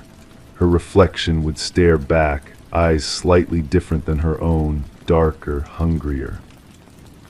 Caroline started taking photographs of herself in the mirror, comparing them to other mirrors in the house. In the closet mirror, her image was subtly wrong, her part on the wrong side, a mole missing from her cheek, her eyes a shade too dark. She called Michael again, showing him the photographs, the journals, the newspaper clippings. This time he listened more carefully. "There might be something to this," he admitted. "I remember stories about this house when I was a kid. We used to dare each other to stand on the porch on Halloween. The older folks called it the Reflection House. Said it had a way of showing people what they didn't want to see." Together, they decided to research the history of the mirror itself. Michael found records indicating it had been in the house since the original construction in 1923. The first owner, a widow named Alina Blackwood, had commissioned it specifically, insisting that the frame be made from wood taken from a gallows that had once stood in the town square. "That's just local legend," Michael cautioned. "But what is documented is that Alina died in front of that mirror. They found her with her wrists cut, her blood splattered across the glass." As the days passed, Caroline grew more haggard, sleeping less, jumping at shadows.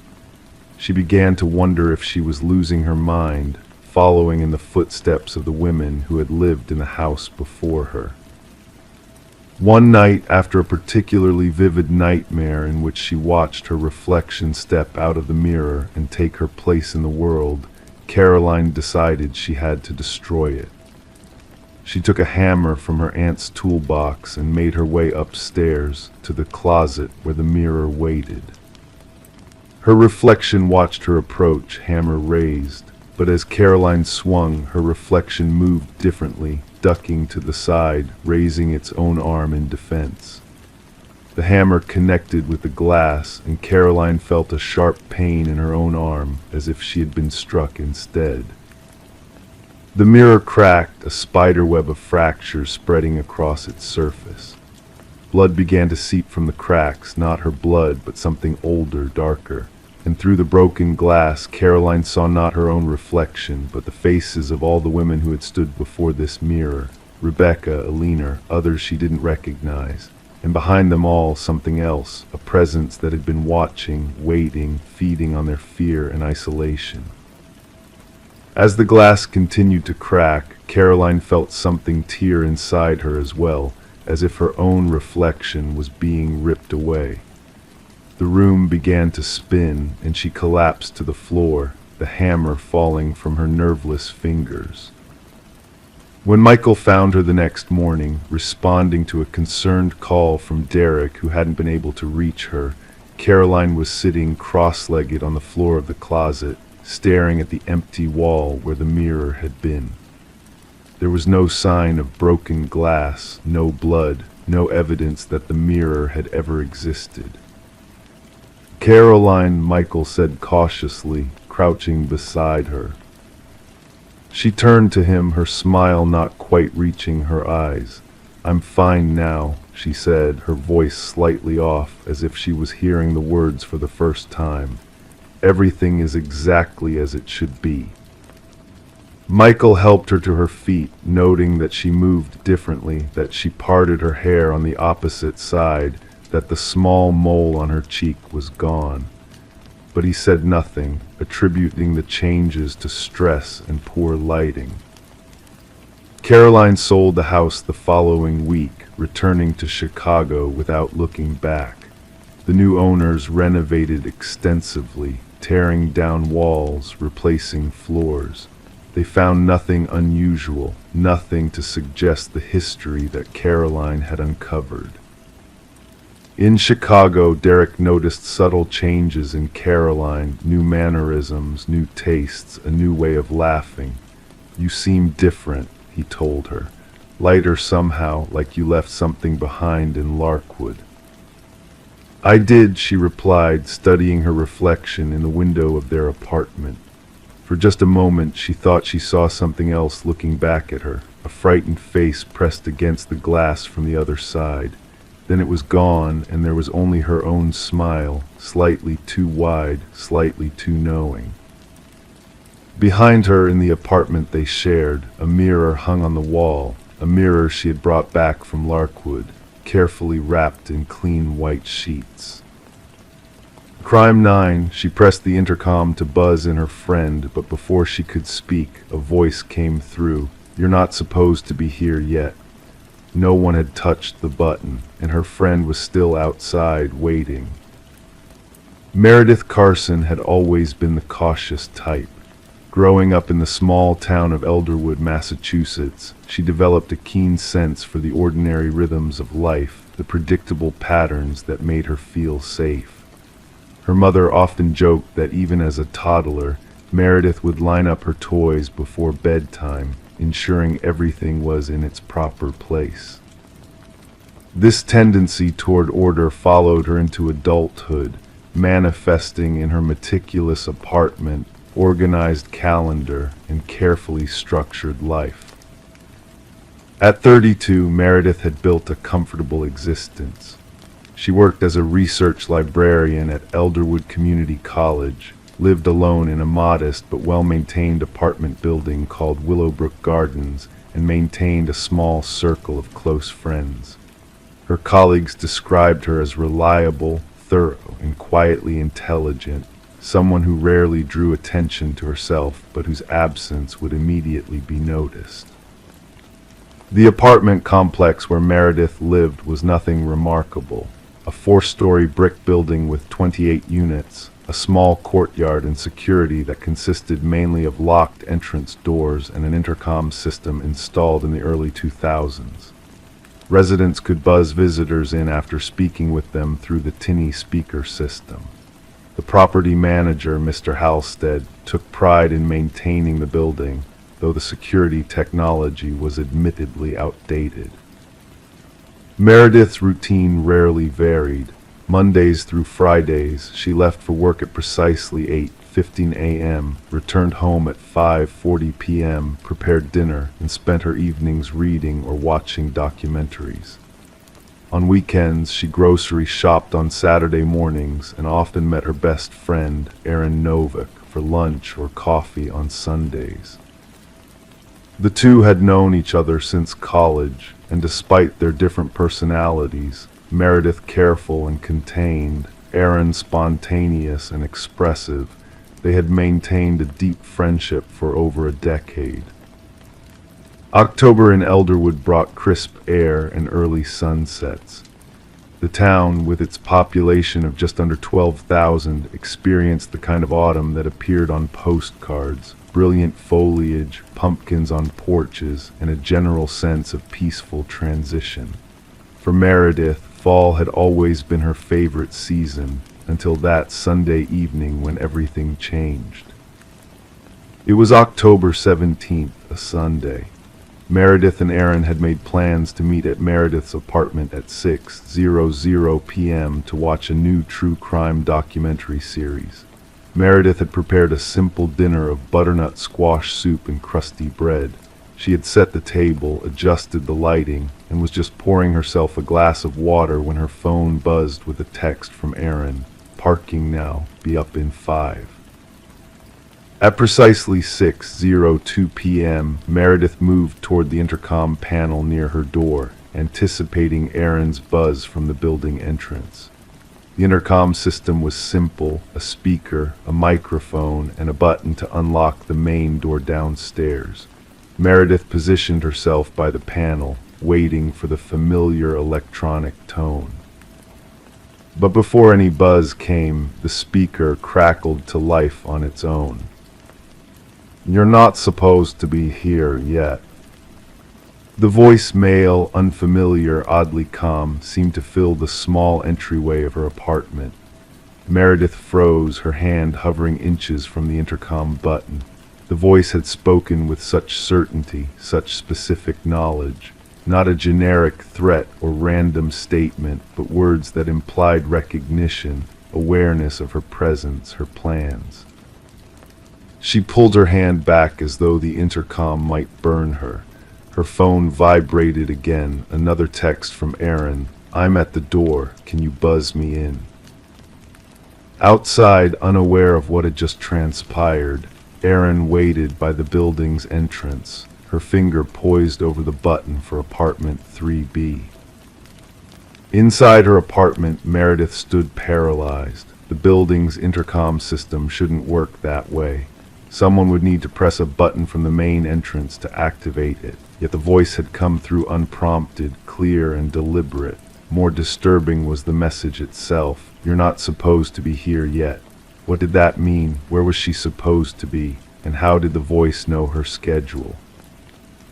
With trembling fingers, Meredith called Aaron rather than using the intercom. "Hey, I'm downstairs," Aaron answered cheerfully. "Aaron," Meredith whispered, her voice constricted.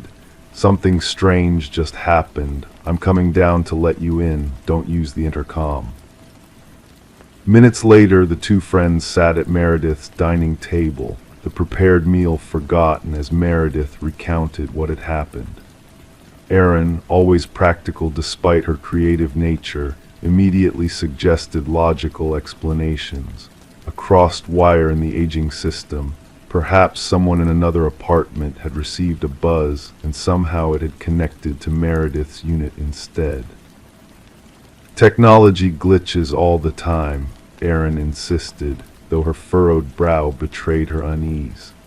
"Remember when my car's Bluetooth started playing that Spanish radio station out of nowhere?" But Meredith couldn't shake the specificity of the message. It wasn't random static or a partial conversation. The voice had spoken directly to her, or at least about her. "Should we call the police?" Meredith asked, her soup growing cold before her. Aaron hesitated. "And tell them what? That your intercom said something creepy. They'll think it's a prank or a malfunction." They agreed instead to speak with Mr. Halstead the next morning. For now, they double-checked that Meredith's door was locked, watched their documentary with subdued attention, and tried to dismiss the incident as technological oddity. But after Aaron left that night, Meredith found sleep elusive. The voice replayed in her mind, its calm certainty more unnerving than if it had been threatening. She finally drifted off around 2 a.m., only to be jolted awake at 3:17 by the distinct sound of the intercom crackling to life again. This time there was no voice, just the sound of breathing, slow and measured, lasting precisely 30 seconds before cutting off.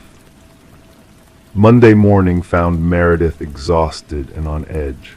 She called in sick to work for the first time in nearly 2 years and waited impatiently for Mr. Halstead's office to open at 9:00 a.m.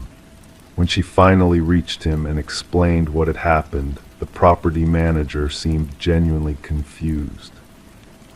"That's not possible, Ms. Carson," he said, shaking his head. "The system is closed circuit. Someone has to press the button downstairs to activate your unit, and it certainly can't just turn on from the building side without someone pressing a button."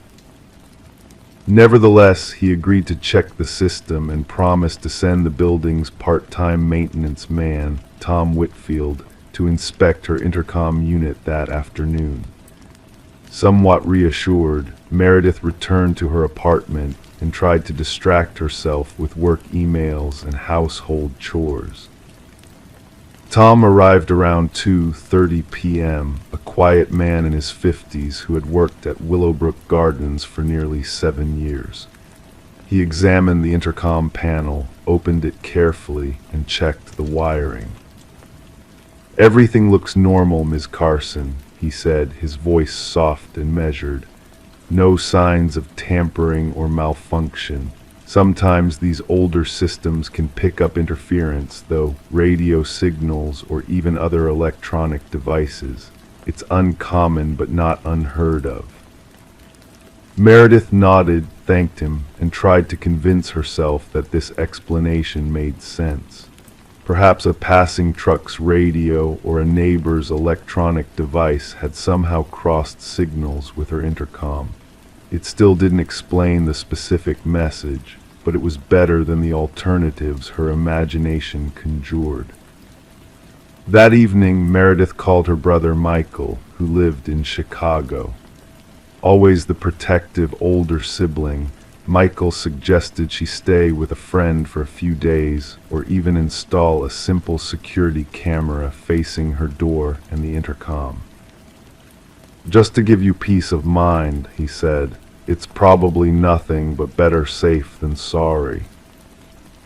The following day, Meredith returned to work, trying to reclaim her normal routine.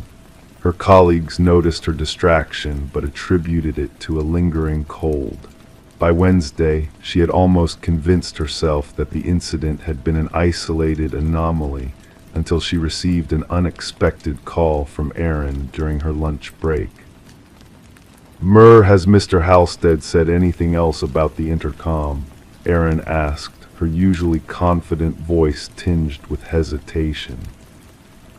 "No, why?" "I was talking to my cousin yesterday. You know she works for that security company. She said something that bothered me.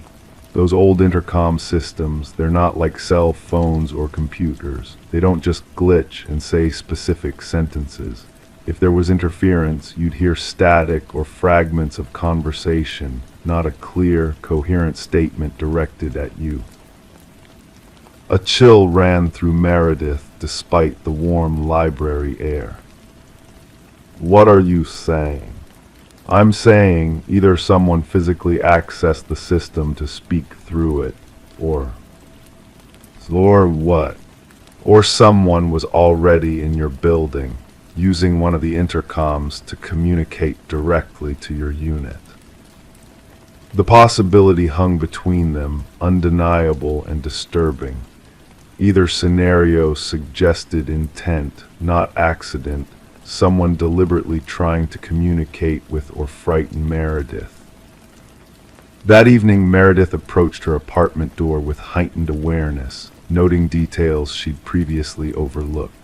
The emergency exit at the end of her hallway with its door slightly ajar, a violation of building code, the burned-out light bulb near the stairwell, the unusual silence from apartment 3A, where her neighbor Mrs. Feldman normally watched evening game shows at high volume.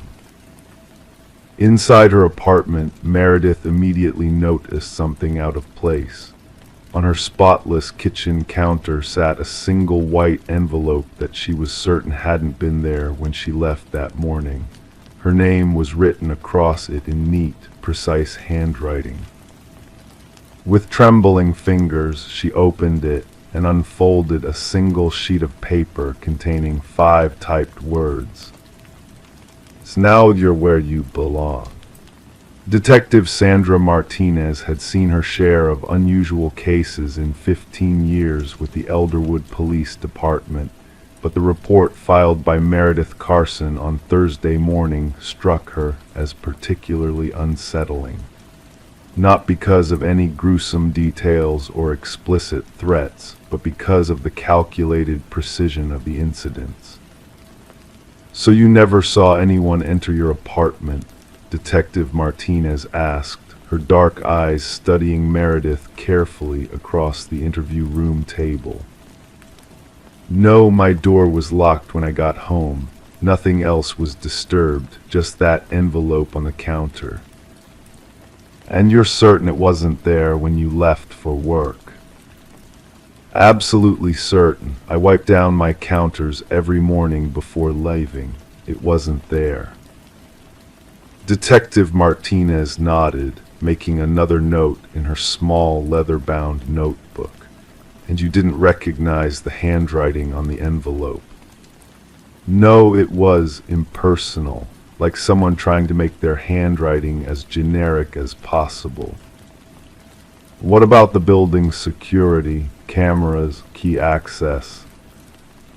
Meredith explained the building's modest security measures, main doors that locked automatically, the intercom system, residents with keys, no security cameras. Mr. Halstead kept a visitor log in theory, but in practice it was rarely used. And you've had no unusual encounters recently, no one showing excessive interest in you or your schedule, no conflicts with coworkers or acquaintances. Meredith shook her head. Her life was remarkably free of drama or conflict. Even her last breakup, over a year ago with a history professor named David, had been amicable and uneventful. As the interview continued, Detective Martinez developed a quiet concern for the librarian sitting before her. In her experience, cases like this, subtle intrusions, cryptic messages, often escalated. The perpetrator was establishing a psychological connection, creating fear and uncertainty before revealing their true intentions. Ms. Carson, I'd like to assign an officer to check on you regularly for the next few days, Martinez said finally, and I strongly recommend you stay with a friend if possible. Meredith nodded, feeling simultaneously relieved that she was being taken seriously and terrified that the police considered the situation serious enough to warrant protection. That night, Meredith stayed with Aaron, taking only essential items in a small overnight bag. Detective Martinez had officers check Meredith's apartment, finding no signs of forced entry, but noticing that the screws on her intercom panel appeared to have been recently loosened and retightened. The investigation that followed revealed several disturbing details.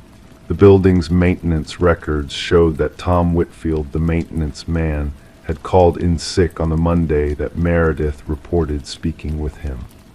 The man who had examined her intercom had not been Tom, but someone impersonating him, someone who had gained access to the building and possibly to maintenance keys. Review of recent tenant applications showed that apartment 3A, Mrs. Feldman's unit, had been vacated 3 weeks earlier when the elderly woman moved to her daughter's home in Florida. Mr. Halstead had been showing the vacant apartment to prospective tenants, but had not yet rented it. The emergency exit door with its disabled alarm provided a perfect unmonitored entrance and exit point. Most disturbing was what officers found in the vacant apartment 3A, a small table positioned against the wall adjoining Meredith's apartment, holding sophisticated audio equipment and a directional microphone.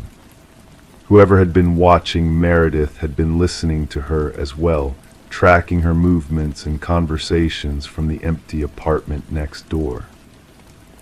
They never found the person responsible. Despite increased police presence, security camera installation, and careful investigation, the intruder seemed to vanish as mysteriously as they had appeared. Fingerprints found on the audio equipment belonged to no one in police databases. The handwriting on the envelope proved too generic to provide useful leads. Meredith never returned to Willowbrook Gardens. She stayed with Aaron for 2 weeks, then with her brother in Chicago for a month, and finally relocated to Portland, Oregon, where a university library had coincidentally posted a position matching her qualifications.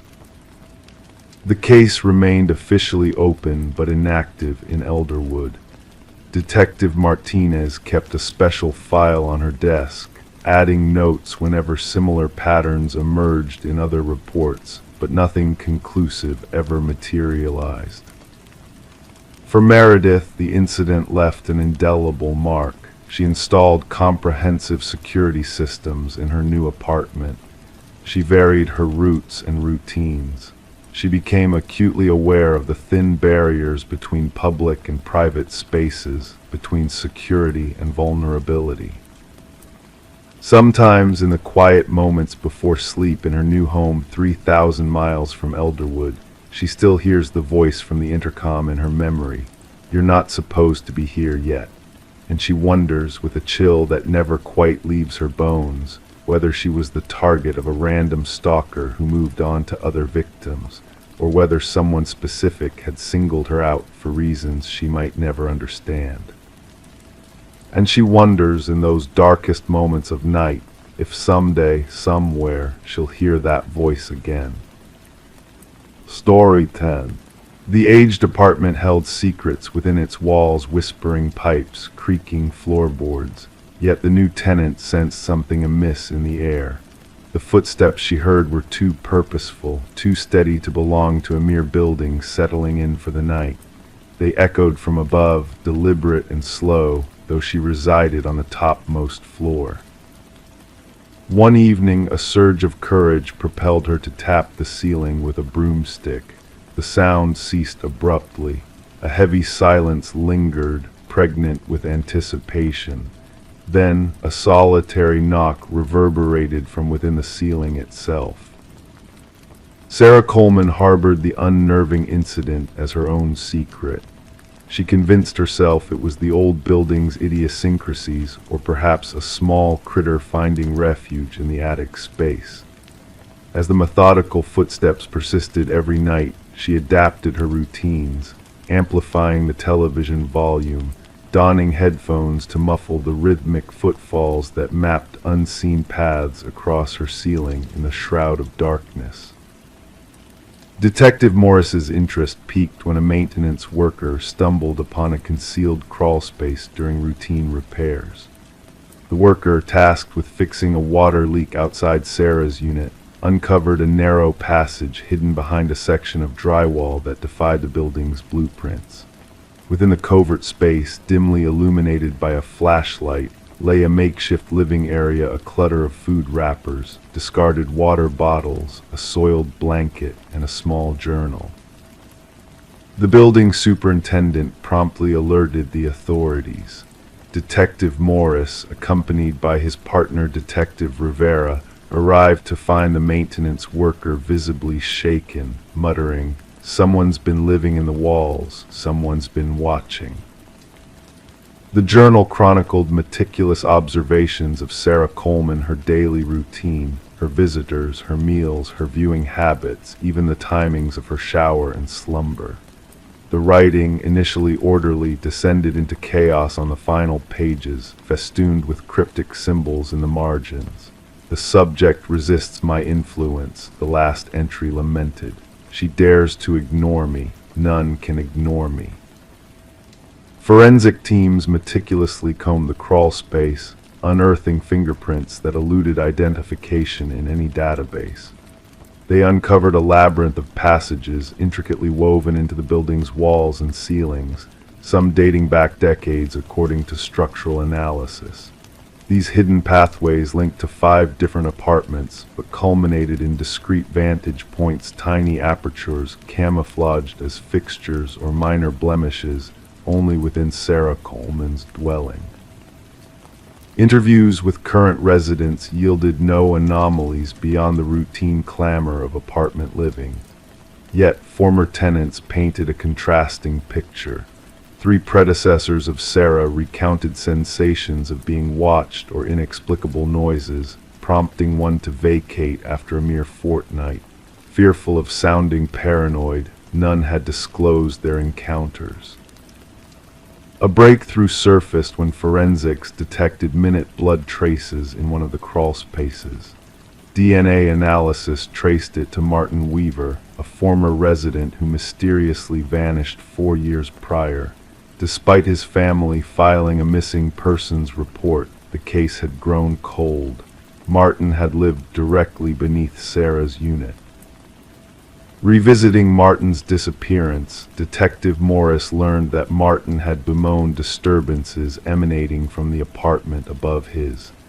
Confronting the reclusive tenant, Edward, who dwelled upstairs, Martin vanished soon after. Edward abruptly vacated the premises without a forwarding address. Delving into Edward's past, investigators discerned a pattern. He had resided in top-floor units across 6 different buildings over 2 decades, maintaining minimal social connections before vanishing without trace. A neighbor from his third abode described him as intense, recalling his fixation on silence. Property records unveiled Edward's ownership of secluded rural land. Upon reaching the site, investigators stumbled upon a cabin adorned with photographs and notes depictions of residents from assorted apartment complexes, including Sarah Coleman and Martin Weaver. Schematics of ventilation systems and structural vulnerabilities adorned the walls, alongside journals detailing specimen observations and habitat preservation. At the cabin's core, a corkboard showcased newspaper clippings, missing persons reports, 6 in total, all former denizens of buildings Edward had inhabited. Beneath the board, gouges marred the wooden floor, hinting at heavy objects dragged repeatedly. Behind the cabin, cadaver dogs led investigators to freshly disturbed soil, unearthing human remains, one grave after another. Amid the grim identification process, Detective Morris revisited Sarah's abode. Though the crawl spaces were sealed, residents reported sporadic noises persisting. During security system installations, maintenance workers stumbled upon a second journal concealed in a hallway crevice where ceiling met wall. The fresh notebook, mirroring its predecessor, bore a single line on its first page: "They discovered my old sanctuary, not my new one." The final page displayed a rudimentary sketch of Sarah's apartment layout, a crimson trail marking a novel passage, scheduled for that very night. Rushing to evacuate Sarah, officers found her dwelling deserted, save for her abandoned phone, blaring television, and running shower. Etched onto the bathroom mirror amidst dissipating steam was a message scrawled by a finger: "Look up." The shower's ceiling panel lay ajar, unveiling a disturbing vacancy. The manhunt for Edward, now identified as Edward Mercer, a former construction worker skilled in renovations, ensued. His expertise in structural nuances enabled the covert construction of observation posts and clandestine passages. Thermal scans of Sarah's building yielded no signs of current occupancy within the walls, while Sarah herself remained elusive, her disappearance linked to a string of vanishing acts across state lines. Authorities issued alerts to apartment managers regarding unauthorized structural alterations in concealed spaces. Yet haunting Detective Morris was not the macabre graves or meticulous journals, but the image of Sarah, alone in her apartment, hearing those enigmatic footsteps from an upstairs neighborless expanse. The footsteps that echoed her tap and then eerily tapped back. At times, when solitude enveloped him at night, Detective Morris found himself gazing at his own ceiling, attuned to the silence, waiting and pondering who else might be listening in the stillness of the night. Story 11, the aged apartment exuded a sense of history, its walls holding secrets whispered through time. The heating system groaned and the pipes rattled, creating a symphony of old house sounds that echoed through the empty rooms. To her, it was all part of the building's charm, a comforting background noise lulling her to sleep each night. But one evening, as she settled into bed, a faint voice, like a breeze carrying a message, drifted through the vents. It wasn't the usual distant chatter of neighbors or the creaking of old timbers. This voice was different. It whispered, almost beckoning, calling out her name in a tone that sent shivers down her spine. With a racing heart, she pressed her ear against the vent, feeling a chill brush past her cheek. And then, almost teasingly, the words came, "I know you can hear me." Detective Morgan Shaw found herself at the heart of an enigma, standing in the silence of the vacant apartment where a sense of unease lingered in the air. Her gaze fixated on the rusted vent cover, forcibly removed from the wall as if revealing a hidden truth. Around her, the forensics team meticulously went about their work, capturing every detail with their cameras, freezing moments in time. The victim, Alina Reeves, had vanished without a trace, unnoticed by the world until a faint odor raised the alarm. And what they unearthed within the ventilation system defied logic and reason. Officer Patel, his voice steady, recounted Alina's distress, how she had spoken of voices echoing through the vents, a plea for help dismissed as mere quirks of an old building. Shaw knelt by the vent, tracing the deep scratches with a sense of foreboding creeping into her thoughts.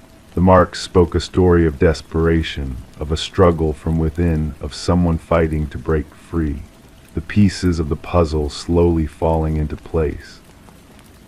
Alina, a beloved kindergarten teacher with a radiant smile and a penchant for nurturing life in the form of thriving houseplants, had left behind a void that whispered of her absence.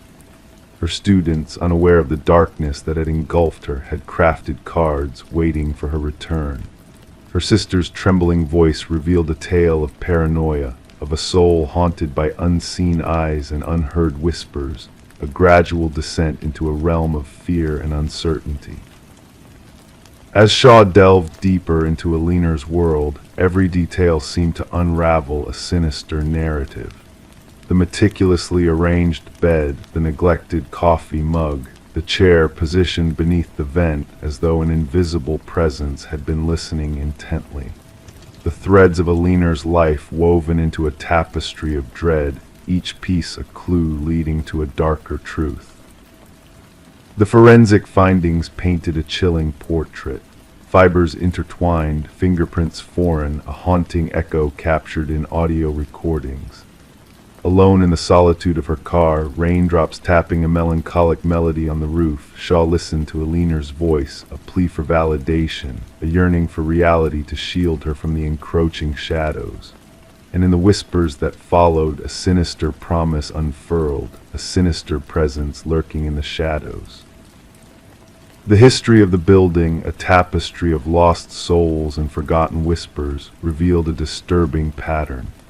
Tenants fleeing in fear, voices echoing in the night, a legacy of dread that clung to the walls like a curse. And at the center of it all stood Harold Weber, the enigmatic superintendent with keys to every door, a man shrouded in secrets and shadows. In the interrogation room, Weber's facade of indifference cracked, revealing glimpses of a darkness that lurked beneath the surface. Denials masked a deeper truth, a truth that Shaw sought to uncover with relentless determination. The hidden passages, the voyeuristic recordings, the twisted obsession that bound him to the walls like a malevolent spirit. The discovery of a hidden access panel unraveled the web of deceit, exposing a realm of shadows concealed within the building's bones. A trove of artifacts spoke of lives intertwined, of souls ensnared in a dance of predator and prey. Shaw's gaze lingered on Weber's serene smile as the restraints clicked into place, his words a cryptic echo of a truth that transcended the physical realm. As the trial unfolded, a tapestry of horror unfurled, weaving a narrative of manipulation and madness. Weber's calm demeanor clashed with the horrors he had wrought, a dichotomy of light and darkness that defied comprehension. And as the gavel fell, a verdict pronounced, the echoes of the building's whispers lingered, a reminder of the darkness that dwelled within its walls. The apartment building, now a shell of its former self, stood as a monument to the shadows that lurked within. Despite the facade of normalcy, residents whispered of strange sounds that echoed through the vents, of chilling drafts that carried voices from beyond. The building's soul, scarred by the sins of the past, whispered a tale of caution to those who dared to listen, a lullaby of darkness that haunted the halls for eternity. Story 12, the apartment sat in silence for months, untouched by human presence. When the new tenants arrived, their expectations were low, perhaps just some dust, maybe a piece or two of abandoned furniture left behind. But one door stood stubbornly closed, resisting all attempts to open it. A closet, locked from within, holding a mystery within its confines. The landlord, with a weary sigh, finally broke through the barrier, revealing not old coats or discarded items, but something far more chilling. Inside, the walls bore witness to a haunting tale, etched with deep, jagged scratches that spoke of desperation and struggle. In a shadowed corner lay an ancient flip phone, its screen still faintly aglow with a single unread message. Detective Morgan Shaw, seasoned in the art of unraveling dark enigmas, felt a shiver run down her spine at the sight. It wasn't the sight of blood or violence that unnerved her, but the unspoken story hidden within those haunting marks.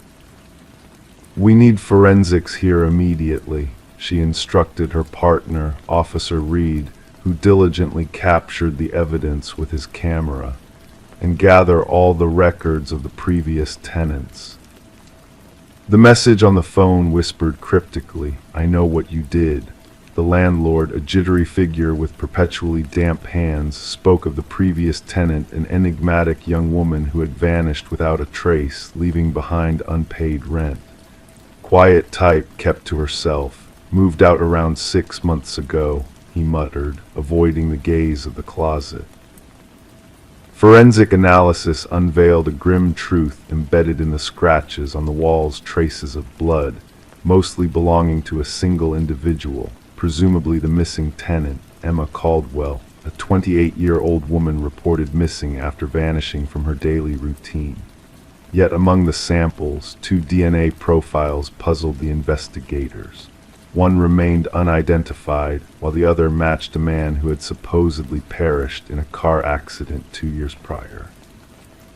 Shaw delved deeper into Emma's life, piecing together a narrative of interrupted existence from the remnants left behind in her apartment.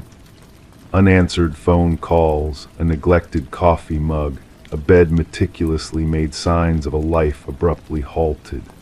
Clues emerged from Emma's phone records, hinting at a mysterious new boyfriend described only as intense and private during her conversations with her sister. Surveillance footage painted a grim picture of the night Emma disappeared, capturing her return home followed by a shadowy figure in a baseball cap, carefully shielding their identity. The breakthrough arrived with the discovery of fingerprints on the closet doorknob belonging to Derek Mercer, a man believed to be deceased. He staged his death, Shaw concluded, her mind racing with questions about his connection to Emma and the reasons behind his macabre charade. The unidentified DNA led them to another missing person, Lynette Porter, vanished without a trace years before, but now linked to Emma through chilling circumstances. As the investigation unfolded, a trail of evidence led them to a secluded property owned by Mercer's family, where a harrowing discovery awaited a living but broken Lynette Porter, confined in conditions reminiscent of Emma's ordeal. Her words, barely a whisper, revealed the horrors she endured under Mercer's twisted control. Journals detailing Mercer's obsessions, photographs of his victims, and damning video recordings surfaced, painting a portrait of a man consumed by a need for domination and suffering. The manhunt for Mercer spanned jurisdictions, unveiling his dark intentions to inflict pain and despair on those he deemed his prey. Captured at a bus terminal, Mercer clutched a new identity and a one-way ticket, carrying with him tools of his sinister trade. During interrogation, his demeanor remained disturbingly composed, weaving a narrative of Emma's complicity in her own demise. The trial exposed Mercer's elaborate deception, his meticulous planning to evade justice while preying on unsuspecting women.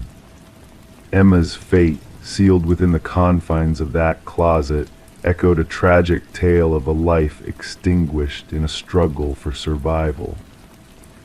The jury's swift verdict of guilt brought little reaction from Mercer, a fleeting smile hinting at a twisted satisfaction known only to him. As the sentence of life imprisonment without parole was pronounced, Lynette Porter found her voice, proclaiming a defiant promise of resilience in the face of darkness. The case left an indelible mark on the department, reshaping protocols for missing persons cases and emphasizing the importance of tracing relationships and rental properties. Detective Shaw, haunted by the echoes of Emma's silent plea for justice, preserved the closet door as a somber reminder of the unseen terrors lurking within ordinary spaces. In the end, the tale of Emma Caldwell and Derek Mercer served as a cautionary saga of shadows concealed beneath the veneer of everyday life, a reminder that sometimes the most profound mysteries are etched not in blood, but in the haunting echoes of the desperate fight for survival. Story 13. The river flowed lazily that morning, its surface smooth as glass, undisturbed by the gentle ripples. The fisherman's boat glided effortlessly, almost lulled by the tranquility of the scene. It was then that something caught his eye, a suitcase bobbing near the shore, out of place in the peaceful surroundings. At first he dismissed it as mere debris, perhaps discarded by careless hands. But as he drew closer, a pungent odor wafted towards him, thick and suffocating, impossible to ignore. The case was wrapped in chains, its metal edges tinged with rust from exposure to the elements. Authorities were summoned, and with grim determination they pried open the suitcase. Instead of finding discarded clothes, they were met with a chilling sight: hair, fingers twisted in a frozen grip, a silent scream frozen on pale lips, and at the very bottom, a note that sent shivers down their spines: "This isn't the first." Detective Sarah Mercer arrived at the scene, a handkerchief pressed firmly against her nose to ward off the stench. The victim, a woman in her mid-30s, lay before her, dark hair matted and skin pallid from its watery grave. The meticulous work of the medical examiner began, each detail catalogued before the body was carefully lifted away. What struck Mercer was not just the manner of disposal, but the eerie care taken with the victim's appearance. Nails perfectly manicured, hair styled with precision, dressed in garments of luxury. She wasn't simply discarded here, Mercer mused, her gaze fixed on the lapping waters. She was arranged, presented. The victim was identified as Catherine Walsh, a successful real estate agent renowned for her sales of high-end properties. Divorced and childless, she lived a solitary life in an affluent neighborhood. Colleagues spoke of her as ambitious, meticulous, a woman who guarded her privacy with vigilance. Her disappearance had been noted when she failed to show up for a crucial showing, a deal that promised her the largest commission of her career. As investigators delved into Walsh's life, they found her home to be a model of perfection. Every corner immaculate, belongings meticulously organized. Yet a hint of disturbance lay in her home office, a drawer slightly ajar, revealing a leather-bound journal. The final entry within sent chills down their spines. He's watching again. Same car, different plates. Further digging unearthed a trail of unsettling emails in Walsh's inbox, messages from unknown senders, all bearing the same unnerving phrase: "I see your perfection." Each message sent at precisely the same time on different days. Her online searches hinted at a growing sense of unease, inquiries into security systems, self-defense tools. Mercer pieced together the puzzle, drawing a connection between the meticulous killer and the ritualistic display of his victims. "Our perpetrator is methodical," she confided to her partner.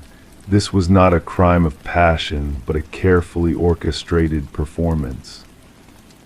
A breakthrough emerged from an unexpected source, a pawnshop owner who recognized a distinctive emerald necklace missing from Walsh's belongings. The culprit, Michael Linden, a nondescript maintenance worker, had frequented the shop. Surveillance footage revealed his repeated visits to Walsh's building, often when she was away showcasing properties. A search of Linden's modest abode uncovered a chilling shrine, a hidden alcove adorned with mementos from each victim. Hair strands entwined in a brush, tissues stained with lipstick, keys, and receipts meticulously arranged. Each item cataloged in a small notebook detailing intimate details of their lives. When Linden was brought in for questioning, his demeanor remained eerily composed. In a voice devoid of emotion, he confessed his twisted motives. "They presented themselves as flawless," he murmured, "but I saw their imperfections. Their perfection was a facade." The search for Linden's earlier victims led investigators to remote locales where more suitcases surfaced. Inside, women bearing striking resemblances to Walsh, all real estate agents who prided themselves on their meticulous nature. During his trial, Linden sat motionless, a specter of calm amid the storm of revelations, his meticulous planning and execution laid bare for all to see.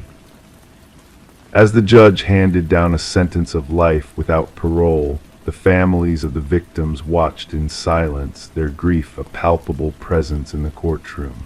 For Detective Mercer, the case was closed, but a haunting question lingered in the air. What inner demons drove Linden to his heinous acts? What flaw within himself was he trying to erase through his twisted rituals? The river continued its unhurried journey downstream, carrying away all traces of the horrors that had unfolded along its banks. Yet on Mercer's desk in the precinct lay copies of those chilling notebooks, a stark reminder that darkness can lurk in the most unassuming of places. Behind closed doors, beneath polished facades, a sinister presence may lie in wait, ready to pounce at the first sign of imperfection. Story 14, the town spoke in whispers of the house nestled at the forest's edge, a solitary figure standing against the backdrop of towering trees. Its windows gazed out with a darkness that seemed to absorb the light, its porch bowed under the weight of time's passage. No one laid claim to its ownership, no memory lingered of the hands that shaped its weathered walls. Yet when a group of wanderers strayed near, their eyes beheld a chilling sight, names etched into the wooden exterior, carved like cryptic messages of foreboding. Among them, at the bottom of the list, gleamed a fresh presence, untouched by the ravages of weather and time, a name alien to all but one. With a tremulous voice, one of the hikers whispered, "That name belongs to me." The call came in the dead of night, a routine report of trespassing logged by the dispatch.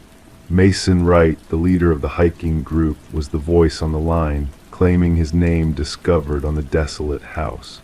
Responding officers anticipated a mere case of youthful mischief, a prank spun among friends. However, what awaited them defied rational explanation. As darkness draped the forest in its shroud, Detective Sarah Keller arrived, her flashlight piercing the veil of shadows, revealing the facade of the structure. The names, 27 in total, cascaded down the eastern wall, some faded by time, barely discernible against the aged wood, while others remained sharp as if freshly carved. And at the base, Mason Wright stood out, the cut still redolent of sawdust. "I've never set foot here before," Mason asserted, his breath materializing in wisps in the icy air. "I cannot fathom how my name came to be here." The inquiry commenced with thorough investigations into each name inscribed on the wall. The findings sent a chill through the detective team. Every name corresponded to a soul reported missing over the span of 4 decades. Some cases had grown cold with time, while others remained open, united by a haunting commonality, the individuals had vanished while trekking alone through the wilderness. Forensic experts meticulously documented each carving, noting the nuances in depth, technique, and weathering. The oldest inscription, Rebecca Hansen, tied to a disappearance 37 years prior, recounted the tale of a young woman who ventured into the woods never to return, leaving behind only a lone hiking boot by a stream. Mason's account remained unwavering under scrutiny.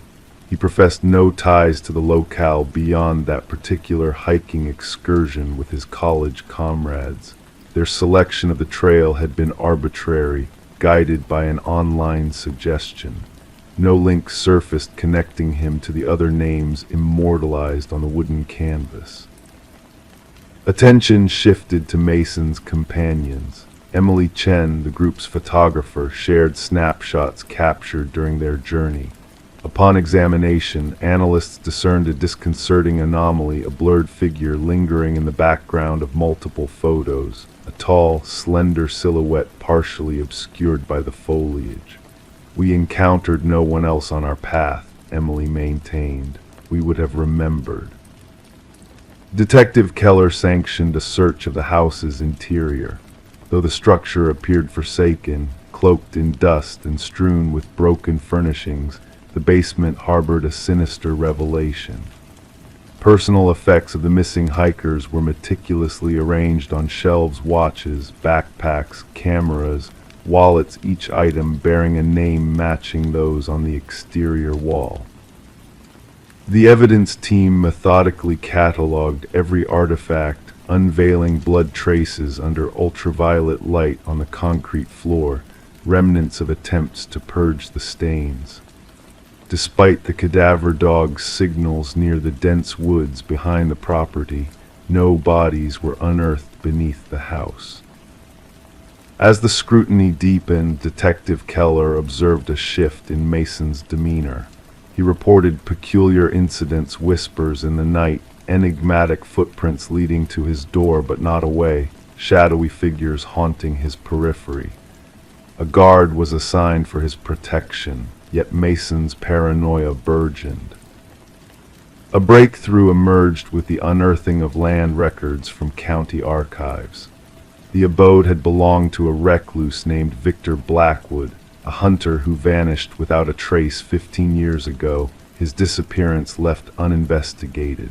Armed with a warrant, Detective Keller probed further into the encompassing woods, where a network of crude hunting blinds materialized, strategically stationed along frequented trails. Within one blind, a journal was unearthed, chronicling meticulous observations, details of hikers, their routes, gear, and behaviors. The script evolved from early notes on animal hunting to chilling accounts of humans as prey, culminating in elaborate narratives of selecting and stalking victims. A manhunt ensued for Blackwood, spanning multiple jurisdictions. Helicopters equipped with thermal imaging scoured the expanse, tactical squads combed every crevice and hollow, yet the quarry remained elusive. Mason ceased all communication. Officers dispatched to his dwelling found it deserted, with a fresh inscription on his bedroom wall: "The hunter becomes the hunted."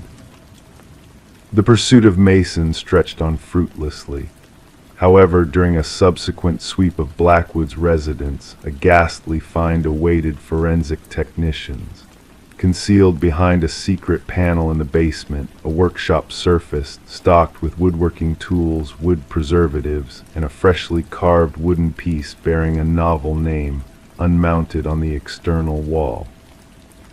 The name struck a chord with Detective Keller. It belonged to the lead forensic examiner who had canvassed the premises initially, absent due to sudden illness, unreachable by phone.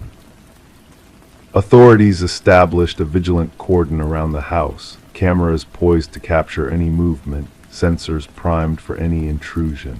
The trap was set. 3 nights later, a signal flared on the sensors. Surveillance footage captured a figure emerging from the woods, towering and sinewy, moving with an uncanny fluidity. As tactical units closed in, the cameras faltered momentarily. Upon restoration, the figure had vanished into the ether. To this day, the house remains under ceaseless watch. Mason and the forensic examiner have faded into the realm of the unknown. The probe persists, drawing fresh resources as similar vanishings surface in other wooded domains. The names etched on the wall have become a spectral lore among law enforcers, some shunning their utterance, others steering clear of the case entirely. Local trekkers weave a wide berth around the dwelling, fearful that even speaking of it might consign their names to that dread scroll the names no tongue dares to speak. Story 15, the real estate listing made no mention of a basement. The blueprints offered no clue to its existence. Yet beneath the worn carpet, a hidden door waited to be discovered by the family. A door with a heavy, rusted handle that required the combined effort of 3 to pry open. As the door yielded, a rush of stale air, heavy with the scent of damp earth, greeted them. Steps led down into the darkness, beckoning them to explore. Anticipating a storage space, they instead found a solitary chair illuminated by a swaying light bulb. And on the wall behind it, a chilling display of photographs, images of themselves, captured within the confines of their own home. The Mercer family had settled into the suburban property amidst the harsh grip of winter, when shadows lengthened early, and the skeletal trees of the neighborhood stood stark against the cold sky. The aged 2-story structure, with its weathered siding and creaking floors, had drawn them in with promises of character and history. Little did they know the depth of history the house held, and how violently it would collide with their present. Detective Sarah Connors arrived at the scene with her partner, the crime scene unit already at work securing the area with fluttering yellow tape. Mrs. Mercer's voice had trembled over the phone as she detailed the unsettling discovery beneath their very living room floor. Connors wasted no time, instructing her team to document every detail in the basement before further exploration. The basement, no larger than a standard bedroom, greeted them with concrete walls painted a somber gray. A lone chair stood anchored to the floor, while above it a bare bulb cast harsh shadows that danced across the room. Yet it was the row of 37 photographs, meticulously arranged in chronological order, that held their gaze. Each image captured moments of the Mercer family's life, from peaceful slumber to mundane routines. The investigation unveiled a disturbing lack of forced entry or theft. Instead, it appeared that their privacy had been invaded, their sense of security shattered by an unseen presence. Fingerprints belonging to previous owners peppered the space, hinting at a dark secret woven into the house's history. As Connors delved deeper, inconsistencies in the property records emerged. Blueprints altered, permits withdrawn, and inspection reports redacted. The pivotal moment arrived during an interview with the contractor who had renovated the house years prior. His denial of the existence of the basement clashed with the evidence before them, setting the stage for a chilling revelation. Digital forensics unearthed a cache of images and audio recordings, exposing a sophisticated surveillance network woven throughout the house. The perpetrator, Edward Kelvin, the house's elusive builder, had vanished from public records, existing only within the hidden spaces he had meticulously crafted. Kelvin's journal contained meticulous observations of each family that had resided in the house, pointing to a delusional belief in his guardianship over the property. The manhunt for Kelvin led to a startling discovery, a wiry figure curled within the crawl space, his eyes unaccustomed to the light of day. Kelvin's trial laid bare the extent of his voyeuristic obsession, revealing a house designed not as a home, but as a voyeur's playground. The Mercer family, like those before them, fled the property, leaving behind the shadows of their violated privacy. As the house was razed to the ground, the families haunted by the unseen eyes that had watched them in their most intimate moments wondered if they were truly alone, or if the walls still held echoes of a presence they had never truly known. Story 16, the Polaroid lay quietly amidst a sea of faded memories, its corners frayed with age, preserving a snapshot of a birthday long past. Faces frozen in time, smiles captured in shades of gray, and candles flickering with a gentle warmth nothing out of the ordinary at first glance. But when Sarah Winters stumbled upon the box of old photos in her mother's attic, a sense of unease crept over her. Amongst the familiar images of family gatherings from her childhood, there was something unsettling lurking in the background. A figure obscured by shadows stood just beyond the reach of the flickering candlelight, his presence subtle yet undeniable. He wasn't a relative, a friend, or anyone Sarah could place, and yet as she sifted through the collection, she noticed a pattern emerging. In each photograph, the mysterious man seemed to draw closer, his form becoming more defined, more tangible with each passing image. Sarah's discovery should have brought comfort, a nostalgic journey through happier times. Instead, it became a doorway to a chilling revelation. The man in the background, a silent observer in the captured moments of joy, began to haunt her thoughts. In the first photo, he was a mere silhouette on the periphery, a spectral presence during her childhood birthday celebration. By the second photo, he had crossed an invisible threshold, stepping into the frame unnoticed. And by the third, he lingered ominously behind her unsuspecting uncle, a shadow in the midst of light. Trembling with unease, Sarah reached out to her father, seeking answers to the unsettling mystery that had unfolded before her eyes. "Dad, who is this man in the background of these photos?" she inquired, her voice quivering with a mix of fear and confusion. His response was a sharp intake of breath, a hesitant silence that spoke volumes. "There shouldn't be anyone there except family," he finally managed to say, his voice tinged with an undercurrent of concern. Desperate for clarity, Sarah shared the digital versions of the haunting Polaroids with her father, hoping for a rational explanation. But his shock mirrored her own when he confirmed that the mysterious figure was indeed present in each image, a ghostly presence that defied explanation. Seeking guidance, Sarah turned to Detective Marcus Reed, a seasoned investigator with a weathered demeanor that belied a keen intellect.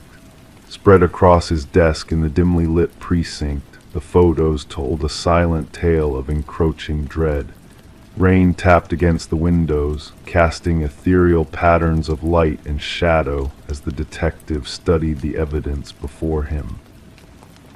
And no one recognized this individual, Detective Reed inquired, his voice a steady anchor in the sea of uncertainty. Sarah shook her head, her gaze fixed on the progression of images that revealed a chilling narrative of silent intrusion. The figure, shrouded in mystery, moved with purpose through the captured moments, a phantom presence edging closer to the unsuspecting children. As the investigation delved deeper, the truth revealed itself in fragments of forgotten horrors. The figure in the photos, always on the periphery, always unnoticed in the moment, held secrets that transcended time. Enhanced images unveiled hidden details, a scar, a ring, a glimpse of a face that had long evaded identification. A breakthrough came in the form of dental records, linking the spectral figure to a man named Robert Keller, a maintenance worker who had vanished under suspicious circumstances decades ago. His connection to a string of unsolved child abductions sent shivers down the spines of those involved in the investigation. Keller's presence in the background of Sarah's family photos was a chilling reminder of the darkness that lurked beneath familiar faces.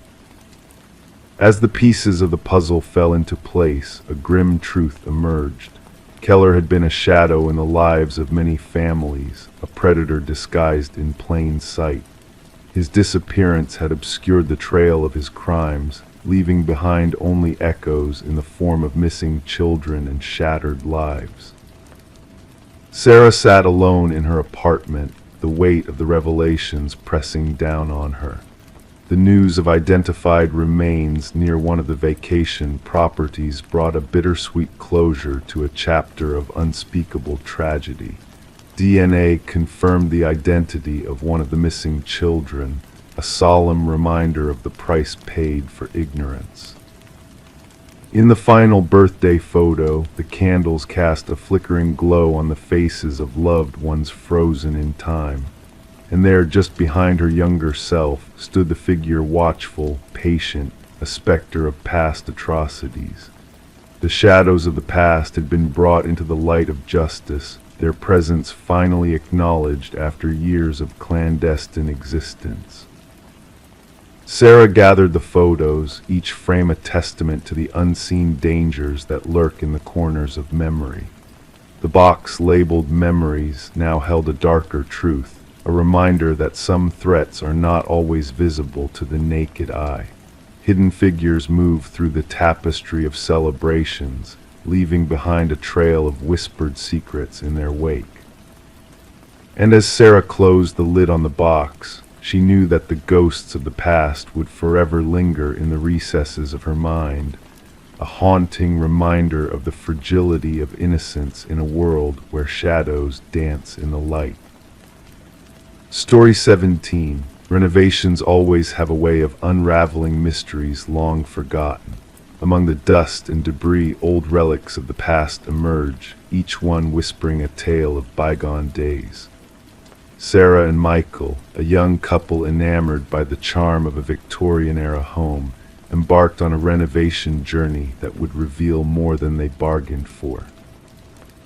Beneath the creaking floorboards, hidden from the world for decades, lay a folded letter, its paper yellowed with age and its ink faded but legible. The cryptic message etched on the brittle paper sent shivers down their spines. Don't trust the one who knocked.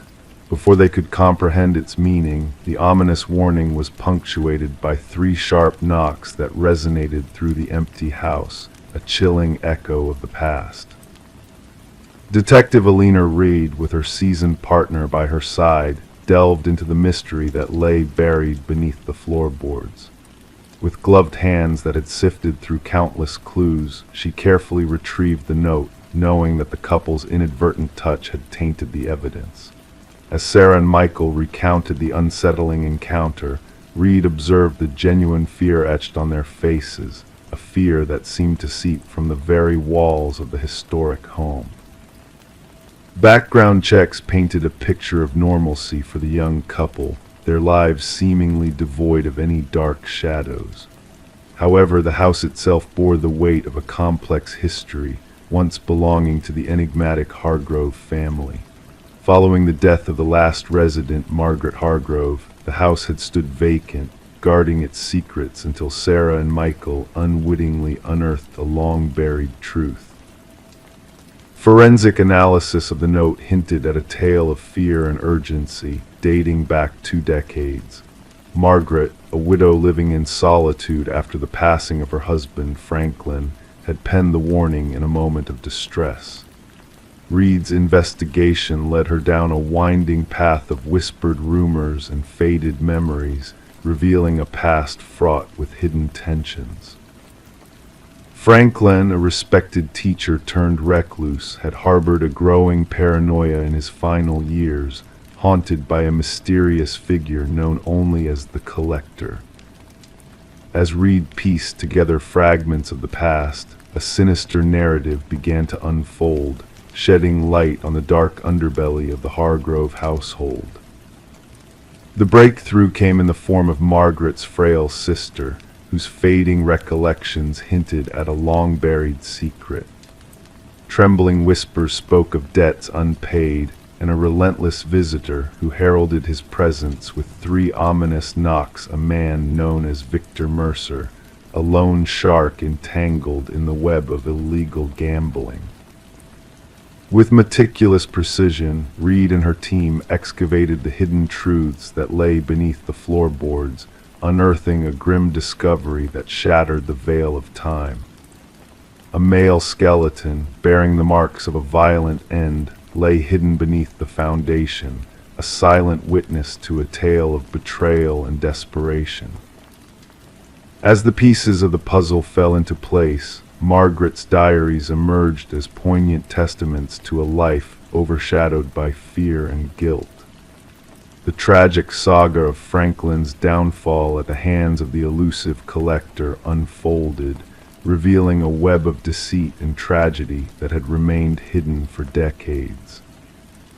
The case, though cold and aged, found its resolution in the return of Victor Mercer's remains to his long-forgotten family.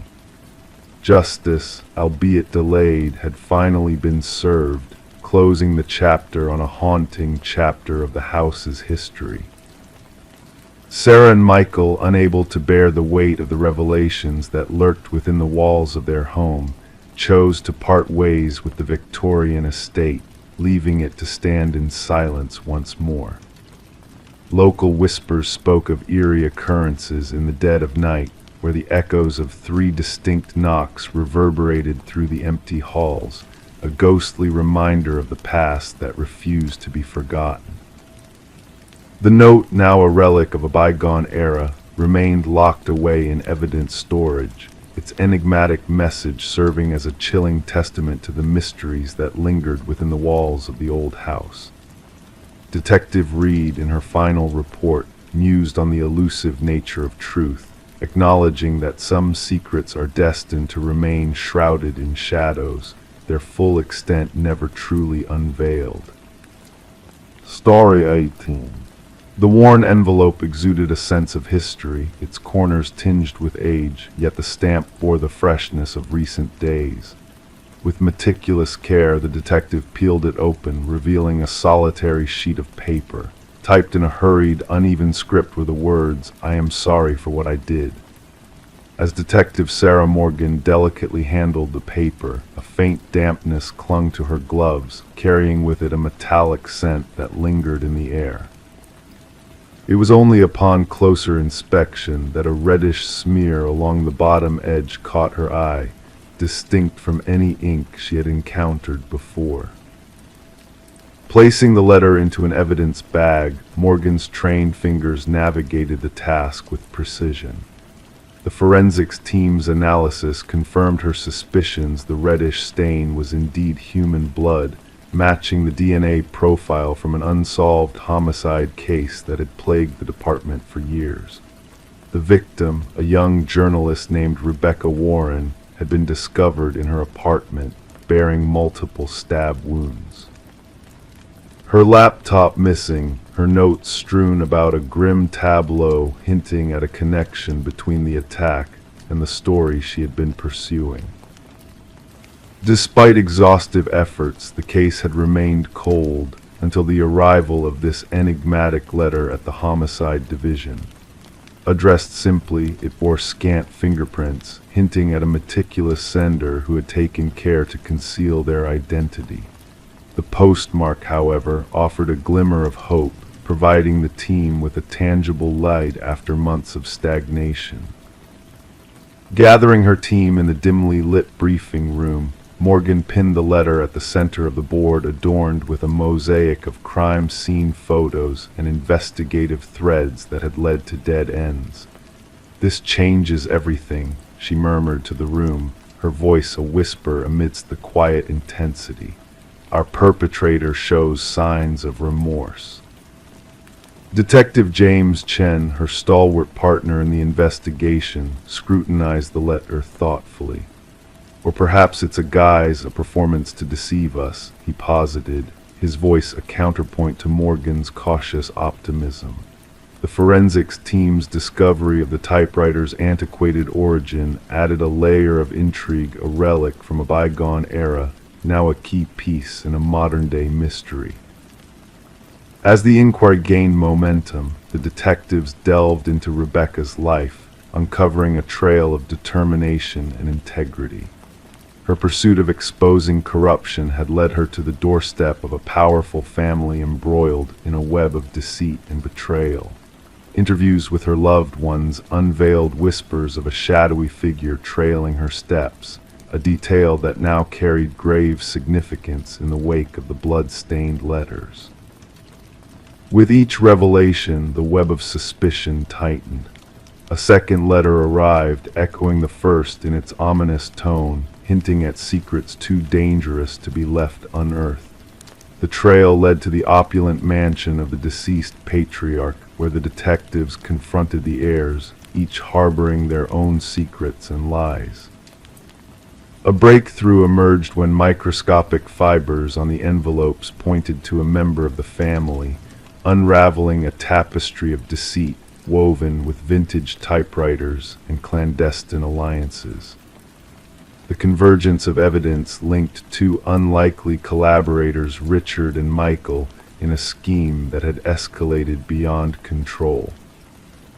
The courtroom became a stage for truth and justice as revelations poured forth, illuminating the tangled web of betrayal and greed that had led to Rebecca's demise. The weight of guilt bore down on the guilty, their facades crumbling in the face of irrefutable evidence. In the end, as the gavel fell and the echoes of justice reverberated through the chamber, Detective Morgan found solace in the closure brought to Rebecca's grieving parents. The blood-stained letters, now silent witnesses to a tragedy, served as a stark reminder that even the most meticulously planned crimes could not escape the haunting specter of remorse. Rebecca Warren's story, once shrouded in darkness, now stood as a beacon of lessons learned, a testament to the enduring power of conscience in the pursuit of truth. Story 19: The Enigmatic Victorian. She crossed the threshold, the dust dancing in the stagnant air around her. The old house, abandoned for years, exuded a sense of forgotten elegance, its once grand walls now peeling and its furniture draped in ghostly sheets. As she wandered through the silent rooms, it felt as though she had stumbled into a frozen moment in time, suspended in a trance of bygone memories. But amidst this eerie stillness, there was a peculiar anomaly that captured her attention: the doors. Each one she opened, each handle she turned, all led her back to the same room, the parlor, a maze of corridors and chambers, all converging back to where she started. The only way out seemed to be the way she had come, yet when she turned to retrace her steps, the front door had vanished, leaving her trapped within the mysterious confines of the house. The discovery of Morgan Pierce's lifeless form transformed the abandoned Victorian from a mere relic to a haunting crime scene. Detective Sarah Lynn stood at the threshold, observing as forensic experts moved silently through the dim interior, their presence like fleeting shadows in the gloom. The house had long held a reputation among the locals, a place where compasses spun wildly, where whispers of unseen eyes watching lingered in the air. Now, beneath its faded facade, lay secrets far more sinister than mere urban legends. The initial examination suggests she's been deceased for approximately 3 days, the medical examiner murmured, his voice barely a whisper in the heavy silence. The cause of death appears to be asphyxiation. Morgan had been discovered seated in an antique chair in the parlor, her posture serene, hands clasped neatly in her lap as if awaiting a guest. No signs of struggle marred her peaceful countenance, no wounds of defense. The scene exuded a chilling tranquility that unsettled even the most seasoned investigators. Lind inquired who discovered the body. Her partner replied, a real estate agent showing the property stumbled upon her presence, mistaking her for a trespasser until they drew closer. The house had remained abandoned since the passing of its previous owner, Eleanor Blackwood, nearly 5 years prior, entangled in legal disputes and forgotten by all but vandals and thrill-seekers. Morgan Pierce, a 26-year-old graduate student delving into architectural anomalies for her thesis, had been drawn to the enigmatic Victorian. Known for her meticulous nature and fascination with spaces that defied conventional design, the house's reputation for disorienting visitors had undoubtedly beckoned to her curious spirit. Lind noted, her roommate reported her missing 2 days ago, mentioning Morgan's venture to the house where people get lost for her research.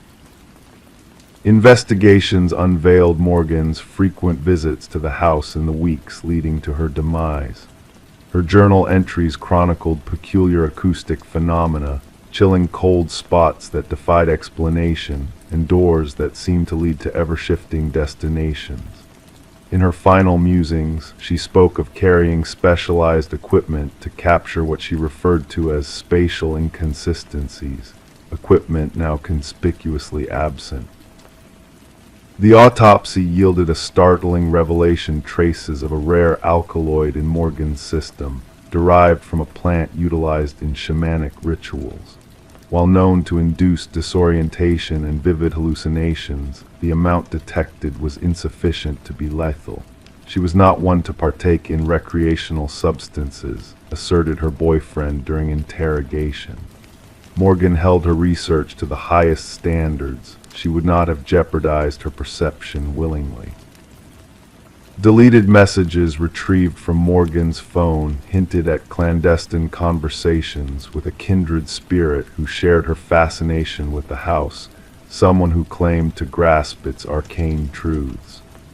The exchanges grew increasingly intimate and cryptic, alluding to the house harboring untold secrets waiting to be unveiled. The investigation led Lind to Adam Reeves, an architectural historian whose expertise in rare spatial phenomena had captivated Morgan's interest. Their professional rapport had blossomed into a more personal connection, with Reeves expressing profound grief at her tragic demise. "The house carries a legacy," he divulged. Its original architect wove optical illusions and false perspectives into its very fabric, intending to bewilder and confound.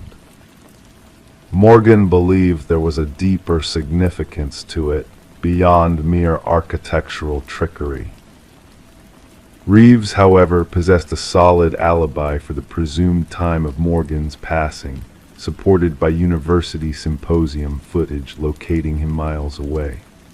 A break in the case emerged from an unexpected source: the grandson of a leaner Blackwood residing overseas. Upon contact, he unveiled a long-guarded family secret. "My grandmother was not the sole Blackwood to meet her end within those walls," he disclosed. "Others succumbed in the parlor, always found in peaceful repose." The family dubbed it the claiming. Ancient journals unearthed by the grandson chronicled a chilling pattern of deaths officially attributed to natural causes, all linked to prolonged exposure within the house. Investigators stumbled upon a concealed compartment behind the parlor's hearth, revealing Morgan's missing equipment alongside a peculiar chamber housing artifacts from diverse indigenous cultures, meticulously arranged in a cryptic pattern. At its heart rested a weathered figurine embodying a deity associated with liminal realms, thresholds between worlds. Traces of the alkaloid matching Morgan's toxicology were discovered on these relics, hinting at a deeper connection. The case took a harrowing turn when dust analysis within the house unveiled foreign fingerprints distinct from Morgan's or any known visitors, hinting at a sinister presence during her final moments. 3 weeks into the inquiry, Adam Reeves was discovered in his apartment, mirroring Morgan's eerie pose, with the same alkaloid present in his system. Clutched in his grasp was a key, inexplicably fitting the hidden compartment within the Victorian, a key to mysteries unsolved. In his parting email, Reeves penned, "The house ensnares not the body, but the mind." Morgan was correct, the doors lead where they always have, yet an unseen force muddles one's sense of direction. Once the truth dawns upon you, escape is feasible, but by then the desire to depart wanes. The case lingered as an open enigma, shrouded in suspicion and intrigue. The condemned Victorian now stood silent, its secrets entombed within its forsaken walls, guarded by the veils of time. Whispers persisted among the locals of spectral lights flickering within on moonlit nights, of visitors who ventured in but never emerged.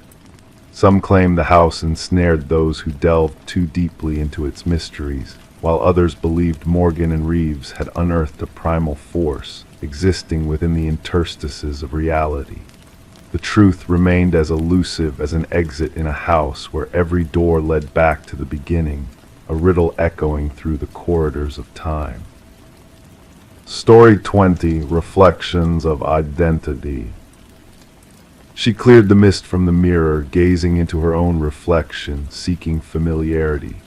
Yet an unsettling feeling crept in, a subtle unease that grew with each passing moment, a flicker caught in the corner of her eye, a movement not her own. As she turned away, her reflection remained fixed, watching her with an intensity that sent shivers down her spine. Thus began the enigmatic tale of Rebecca Thorne, a story that would bewilder investigators and cast a haunting shadow over a tranquil community for years to come. Rebecca resided in a modest apartment in a serene suburban neighborhood, a solitary figure cloaked in routine and precision. Her friends painted her as methodical, reserved, a woman who kept her distance while maintaining a cordial relationship with her neighbors. A data analyst by profession, her life revolved around order and predictability. Never did anyone suspect that she would be thrust into the heart of one of the most perplexing criminal mysteries of the era. The first signs were subtle, easily brushed off as mere quirks of the mind. Objects in her home shifted inexplicably, a coffee mug on a different shelf, books rearranged, her toothbrush out of place.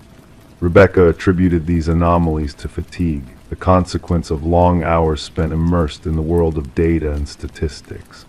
It wasn't until weeks passed and the disturbances persisted that she reached out to the authorities, her sense of unease escalating with each minor alteration.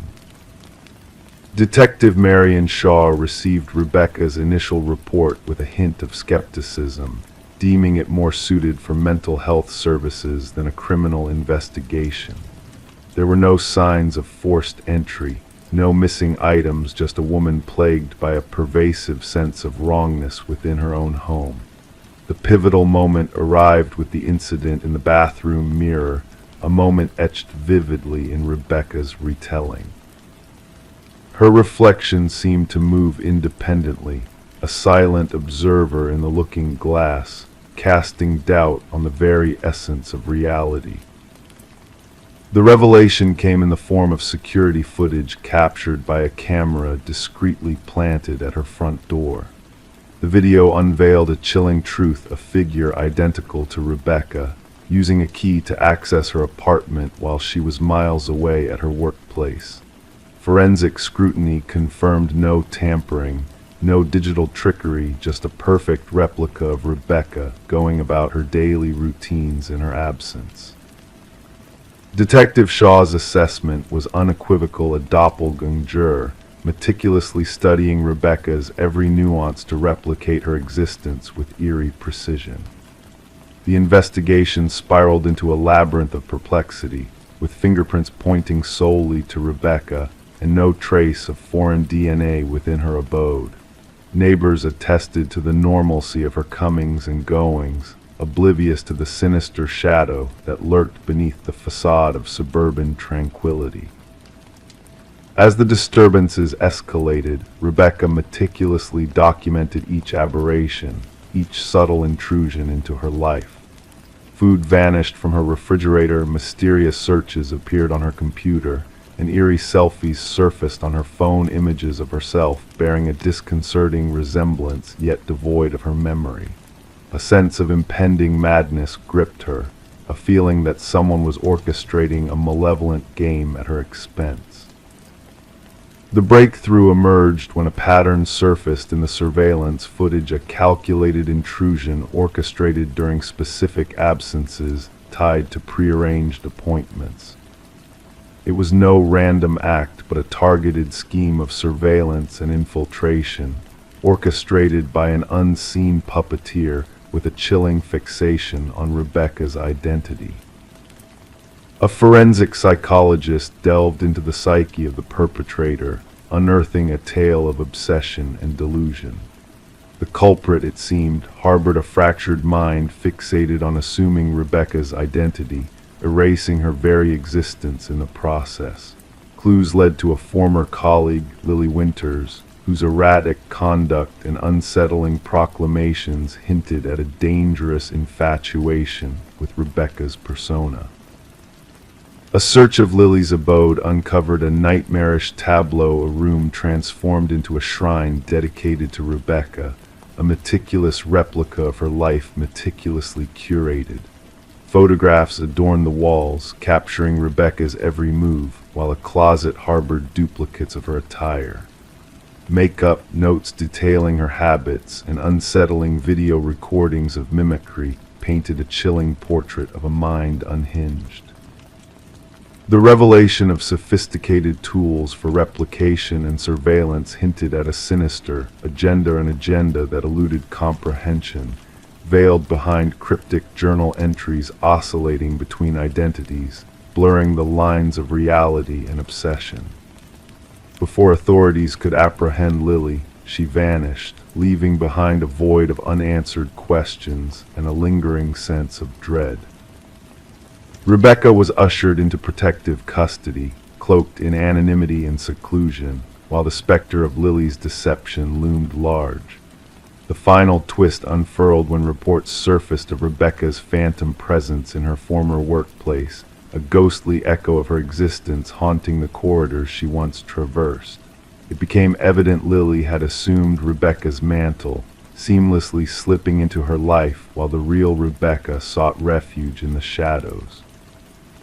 To this day, the case remains unresolved, a poignant reminder of the fragility of identity and the chilling extent of human obsession. Lily Winters remains at large, a phantom of duplicity and deceit.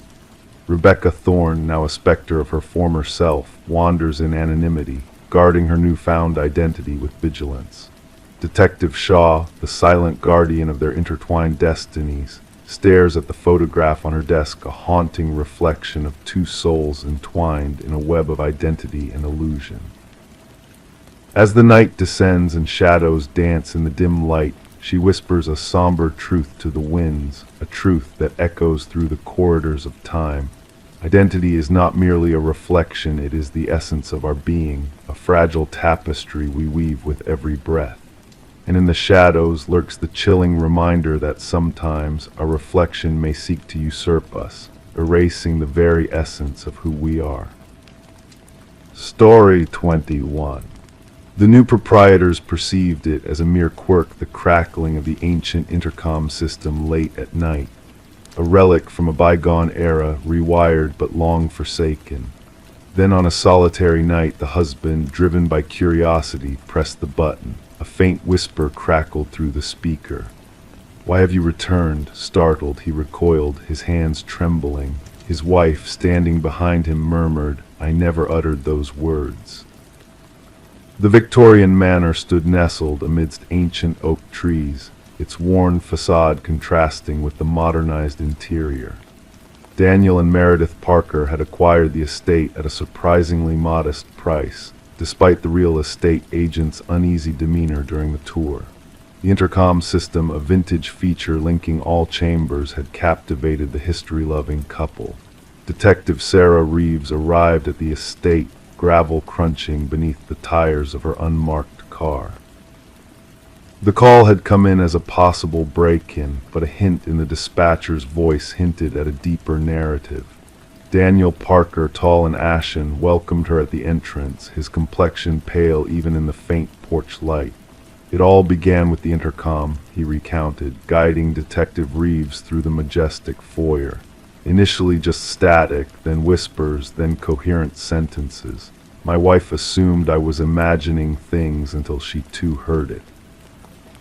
In the sitting room, Meredith sat rigid on an antique settee, hands tightly grasping a steaming mug left untouched. We stumbled upon something hidden behind the wall, she disclosed abruptly. Daniel wanted to expand the kitchen pantry, and as he removed the drywall, her voice faltered. Concealed behind the wall, wrapped in decaying plastic, they had unearthed a small leather-bound journal. Detective Reeves donned gloves before delicately unfolding its brittle pages. The script, elegant yet frantic, belonged to someone named Alina, the apparent former proprietor. The entries chronicled her escalating suspicion that her husband Vincent intended to harm her. The ultimate entry was dated 3 decades ago, Daniel elucidated. And then silence. The prior owners stated they purchased it from an elderly man who relocated to a retirement community. The investigation uncovered the history of Vincent and Alina Blackwood, the erstwhile inhabitants of the house. Records indicated Vincent had sold the house shortly after Alina purportedly departed from him. No divorce records existed, no change of residence, no financial transactions under Alina's name post the final journal entry. Detective Reeves marshaled a team for a thorough examination of the property. Ground-penetrating radar unveiled anomalies beneath the concrete foundation of the garden shed. As investigators breached the aged concrete, the truth emerged in the form of human remains. Forensic analysis confirmed the skeleton belonged to a woman in her 40s, displaying signs of head trauma from blunt force. A golden wedding band discovered amid the remains bore the inscription, "To Alina, my eternal love." The case against Vincent Blackwood swiftly took form. Now elderly and residing in a care facility, he comprehended the charges brought against him. When confronted with the evidence, his response sent shivers down even the seasoned detective's spine. "She wouldn't cease speaking," Vincent uttered, his voice ominously tranquil. "Always prattling through that accursed intercom, monitoring me, interrogating me. I disconnected it, but she reconnected it herself. Claimed she wanted to be able to reach me always, no matter where I was in the house." He gazed blankly. I yearned for silence. During his admission, Vincent disclosed how he meticulously fabricated the tale of Alina deserting him, even sending postcards to neighbors from various locations, scripted in forged handwriting. He had resided in the house for years thereafter, treading daily over the concrete where his wife lay buried. The trial was brief, with Vincent confessing to the murder. The presiding judge noted the premeditated nature of the crime and the decades of deceit that ensued. Daniel and Meredith eventually sold the house, unable to endure its grim past. Before departing, they conducted a memorial for Alina in the garden, now refurbished following the investigation. The intercom system was dismantled during the subsequent renovations by the new owners. Workers reported hearing crackling and whispers during the removal, attributing it to interference from their tools. Detective Reeves revisited the Blackwood case file before its archival. As she shut the manila folder, she pondered how the house itself seemed to transcend time to unveil its secret. Justice had finally caught up with Vincent Blackwood, all thanks to Alina finding a means to make her voice heard. Among local law enforcement, the case was dubbed the house that responded. Detective Reeves would occasionally drive past the property on her way home. She never halted, but she would slow down, window slightly ajar, listening for whispers carried by the breeze. Story 22. They stumbled upon it in the attic, concealed beneath a worn-out blanket. A porcelain doll, fragile and ancient, with its piercing blue eyes wide and unwavering. It was unfamiliar to both of them. They brushed it off as just another forgotten relic. However, that night, as they nestled into bed, a sense of unease crept in. The air grew heavier and the silence lingered. Come morning, the doll had vanished from the attic. Instead, it sat solemnly at the end of their bed. Sarah and Michael, a young couple, had acquired the Victorian mansion at an auction, captivated by its intricate woodwork and enigmatic allure, oblivious to the whispers of its troubled past. They were drawn to the stories woven into its very foundation, little knowing they would soon become entwined in its tale. Detective Rachel Winters received the call on a brisk autumn morning. The female victim was found in the master bedroom, her body contorted into an unnatural pose, limbs bent at precise angles, eyes wide open in terror. The male victim was discovered in the hallway as though in a futile attempt to flee. The scene was pristine, no forced entries, no signs of struggle apart from the final moments. "The positioning is intentional," murmured Detective Winters, her voice soft as she narrated details into her recorder while crime scene photographers meticulously documented every nuance. The female victim seems staged, like a doll plucked from a display case. The investigation commenced with thorough interrogations of neighbors. An elderly lady recalled glimpsing a shadow flitting behind an upstairs window when the couple should have been away at work. Another mentioned hearing what seemed like a child's laughter emanating from the vacant house at night. Each testimony added a layer of disquiet to the burgeoning case. Forensic analysis unveiled minute fibers scattered throughout the residence, vintage cotton and silk, akin to materials used in antique doll attire. They congregated around the victims in the attic space. More disconcerting was the absence of any foreign fingerprints, DNA, or footprints in the dust. "It's as though the perpetrator was never physically present," remarked the lead forensic analyst, perplexed by the enigma. The focus shifted to the property's history. Records unveiled a recurring pattern: 3 previous proprietors over 6 decades met mysterious ends. Each case remained unresolved, marked by inexplicable anomalies. One family reported discovering antique toys in freshly cleaned rooms. Another documented hearing footsteps when the house was deserted. Delving deeper, Detective Winters unearthed a newspaper clipping from decades past. A renowned doll maker had once resided in the house with his daughter, who perished under dubious circumstances. Before taking his own life, the doll maker fashioned one last doll, an exact replica of his daughter. The inventory list from Sarah and Michael's purchase made no mention of such a doll. A breakthrough emerged when old photographs were found in a concealed compartment beneath the attic floorboards.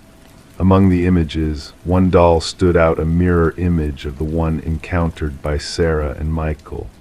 The doll seemed to shift positions in the photos, giving an eerie impression of movement between shots taken moments apart.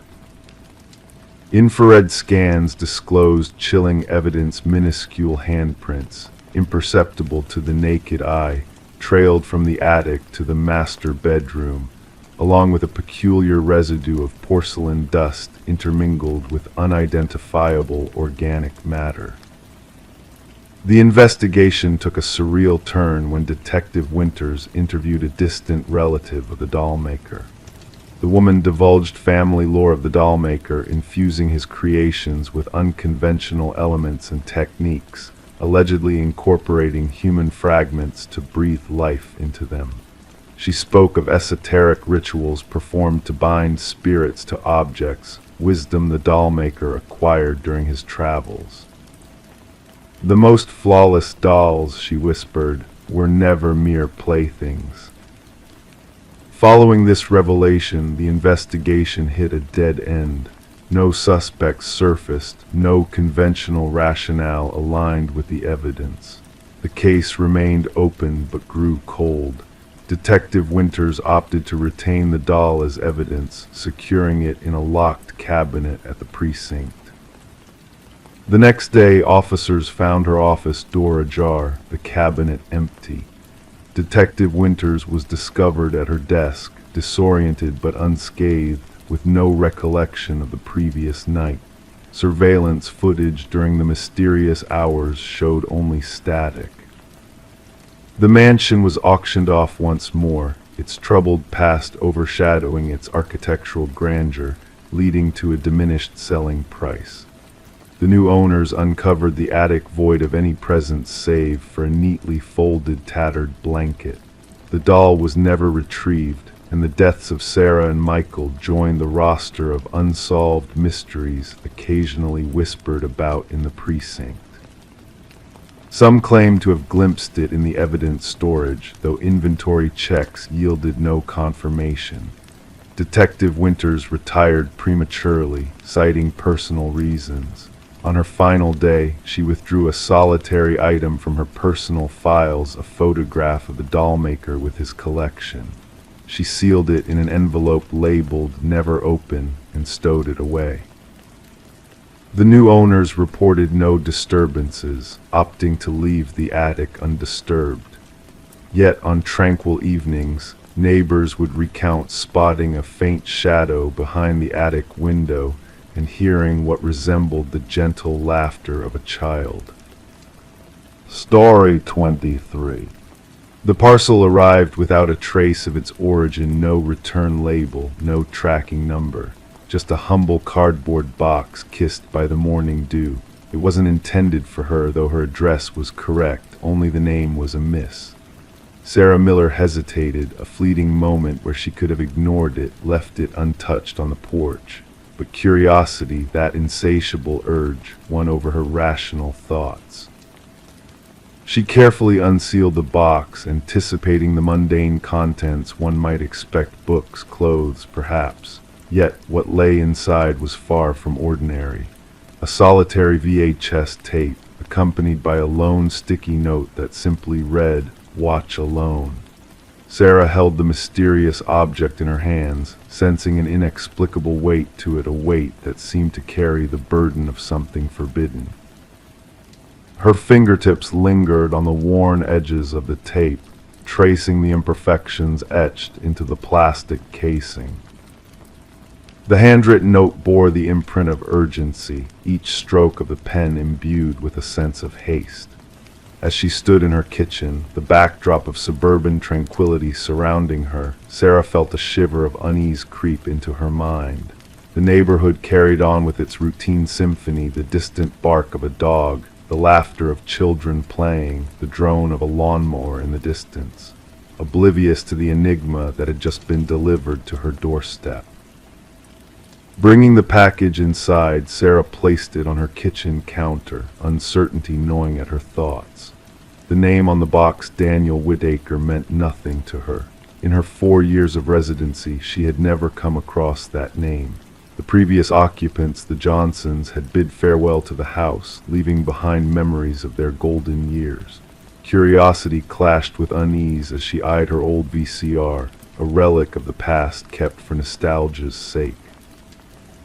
There was something about the tape that beckoned to her, a mystery swathed in faded black plastic. Against her better judgment, Sarah inserted the tape into the VCR. Static crackled on the screen initially, slowly sharpening into focus. A dimly lit room materialized, illuminated by a solitary lamp. The camera angle was askew, as if hastily positioned. A man sat in a wooden chair, his features initially obscured by shadows. "My name is Daniel Whitaker," the man's voice, quiet yet resolute, filled the room. "If you're watching this, someone has found you, and that means they'll find me too." Leaning forward, he revealed a face etched with exhaustion and vigilance, eyes sunken, stubble adorning his jaw, hair unkempt. "I didn't harm her. It's crucial you know that. They've planted evidence against me, my fingerprints, my DNA, though I never laid a hand on her." As the camera trembled, Daniel adjusted its position, offering glimpses of the sparse surroundings, a bare room, minimalistic furnishings, the temporary refuge of someone on the brink of departure. "They fabricated everything. The official narrative will suggest I knew her, that we quarreled, that witnesses heard our altercation. It's all a fabrication. I only saw Catherine Walsh's face when it flashed on the news." His voice wavered, lifeless, slain in her own home. And yet my DNA was inexplicably present at the crime scene. Detective Eliza Ramirez scrutinized the identical VHS tape resting on her desk, the fifth one to materialize. 5 tapes, 5 disparate recipients, all bearing the desperate plea of Daniel Whitaker, a man officially implicated in Catherine Walsh's murder. A man who had vanished without a trace on the day her lifeless form was discovered. Initially, the Walsh case seemed straightforward. A young professional woman strangled within her own sanctuary. No signs of forced entry, only traces of a struggle. DNA evidence unequivocally pointing toward Whitaker, his fingerprints already cataloged in the system from a past transgression. Eyewitnesses reported his presence near her residence in the weeks leading to the tragedy. Cell phone records placing him in the vicinity on the fateful night. But then the tapes emerged. The tapes introduce a layer of complexity. Detective Ramirez articulated into her recorder as she updated her case notes. Whitaker is either orchestrating an intricate deception or exposing a darker truth. Her gaze lingered on the evidence board, a collage of Catherine Walsh's radiant smiles, the harrowing crime scene snapshots, maps charting the delivery points of the enigmatic packages, and at the heart of it all, Daniel Whitaker's driver's license photo, his eyes imploring. The investigation took an unforeseen turn when Ramirez unearthed Catherine Walsh's involvement in a whistleblower lawsuit against her employer, Pharmacorp, a formidable pharmaceutical entity with governmental ties. Walsh had unearthed discrepancies in their clinical trial data, evidence of concealed side effects in a hastily launched drug. She was set to testify. A former colleague confided to Ramirez in hushed tones, casting wary glances around. Catherine possessed documents, concrete evidence that the executives were aware of the issues and chose to bury them. The trial was imminent. Ominous disparities began to surface. The DNA traces seemed too precise, located in areas incongruent with the crime's narrative. Witness statements regarding Whitaker appeared rehearsed, echoing identical phrases across varied testimonies. Most disconcerting was the inexplicable corruption of surveillance footage from neighboring establishments during the window encompassing the crime. 3 days following the initial tape, Sarah Miller received a subsequent package. This time it harbored a trove of documents, clinical trial reports, internal correspondences, email transcripts, all originating from Pharmacorp, all bearing Catherine Walsh's digital seal, each piece of evidence affirming her righteousness. The trajectory of the investigation altered course as Detective Ramirez established communication with the other tape recipients, weaving together Whitaker's trail of breadcrumbs. He had been employed in IT security for a contractor servicing Pharmacorp systems. He had never crossed paths with Catherine, yet he had stumbled upon her name flagged within an anomalous security protocol he wasn't meant to access. They were surveilling her, Whitaker elucidated in a subsequent tape that surfaced. I witnessed the surveillance directives in the system. They knew she was accumulating proof, and then I found myself barred from the network.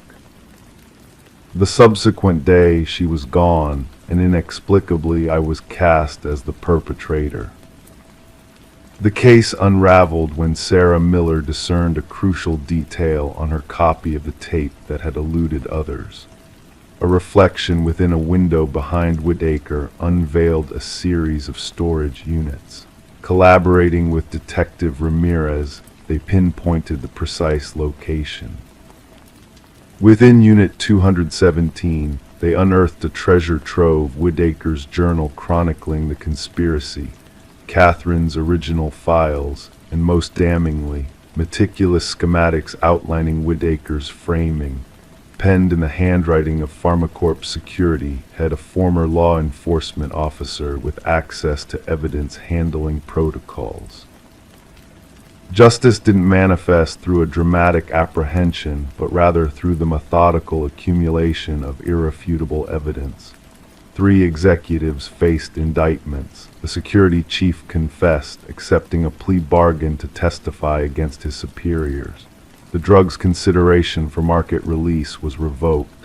Daniel Whitaker emerged from seclusion, a shadow of his former self, marked indelibly by his fugitive existence.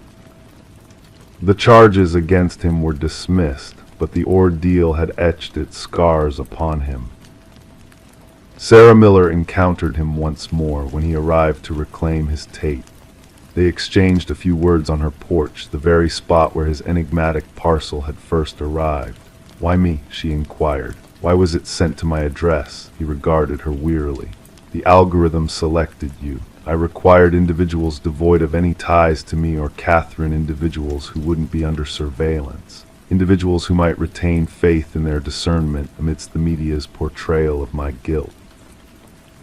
The erstwhile suspect and the inadvertent witness stood in silence, pondering the fragile boundary between justice and manufactured falsehoods. Finally, Sarah voiced, the erroneous address turned out to be the precise one. The VHS tapes were cataloged as evidence, tangible reminders that truth sometimes arrives in cryptic packages, bearing unfamiliar appellations, awaiting the inquisitive soul willing to unravel their enigma. Story 24. In the beginning there was a faint flicker, a mere blip in the baby monitor's transmission. The mother brushed it off as a glitch, attributing it to interference. But then the audio crackled and a voice, soft as a whisper, echoed, "SHHH, go back to sleep."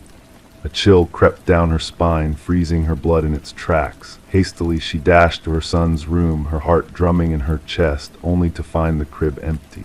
The window remained shut, the door securely locked. The only anomaly was the plush rabbit lying on the floor, its glossy black eyes fixed on her. Later, Rebecca recounted to the authorities how she screamed until her voice turned raw, her cries piercing the night and reaching the ears of concerned neighbors who promptly summoned help. When the authorities arrived, they discovered her cradling the rabbit, swaying back and forth on the nursery floor. Samuel, her 4-month-old infant, had vanished without a trace. Initial inquiries yielded little insight. There were no signs of forced entry, the security system had remained active, and the recorded footage from the baby monitor showed nothing amiss before the eerie voice and static disrupted the silence of the night. Investigators found themselves perplexed. How could someone infiltrate a locked residence, snatch a child, and depart without a trace, save for a displaced toy? Suspicion soon turned to Rebecca. Her husband, Daniel, had been away on business, their marriage strained since Samuel's arrival.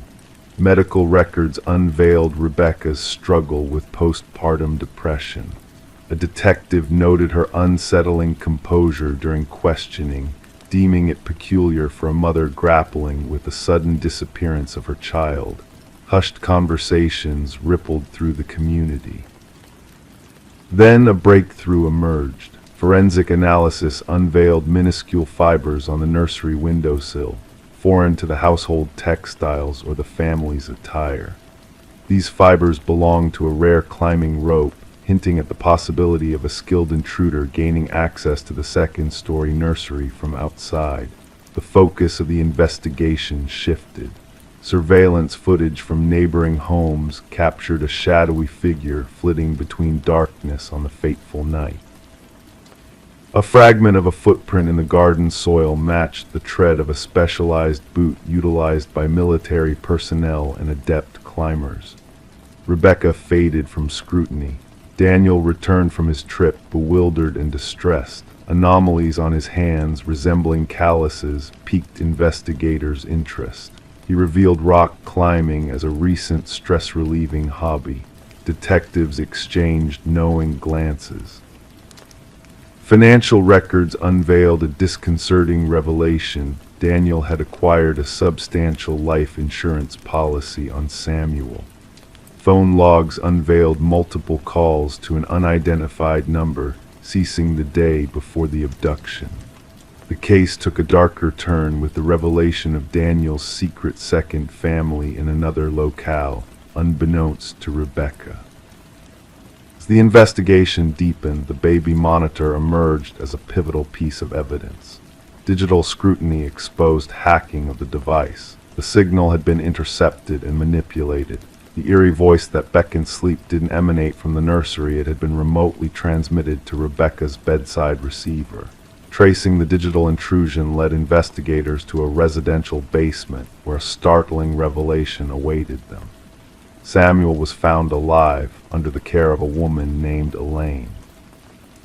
She offered no resistance as she was apprehended, her eyes vacant as she was led away in restraints.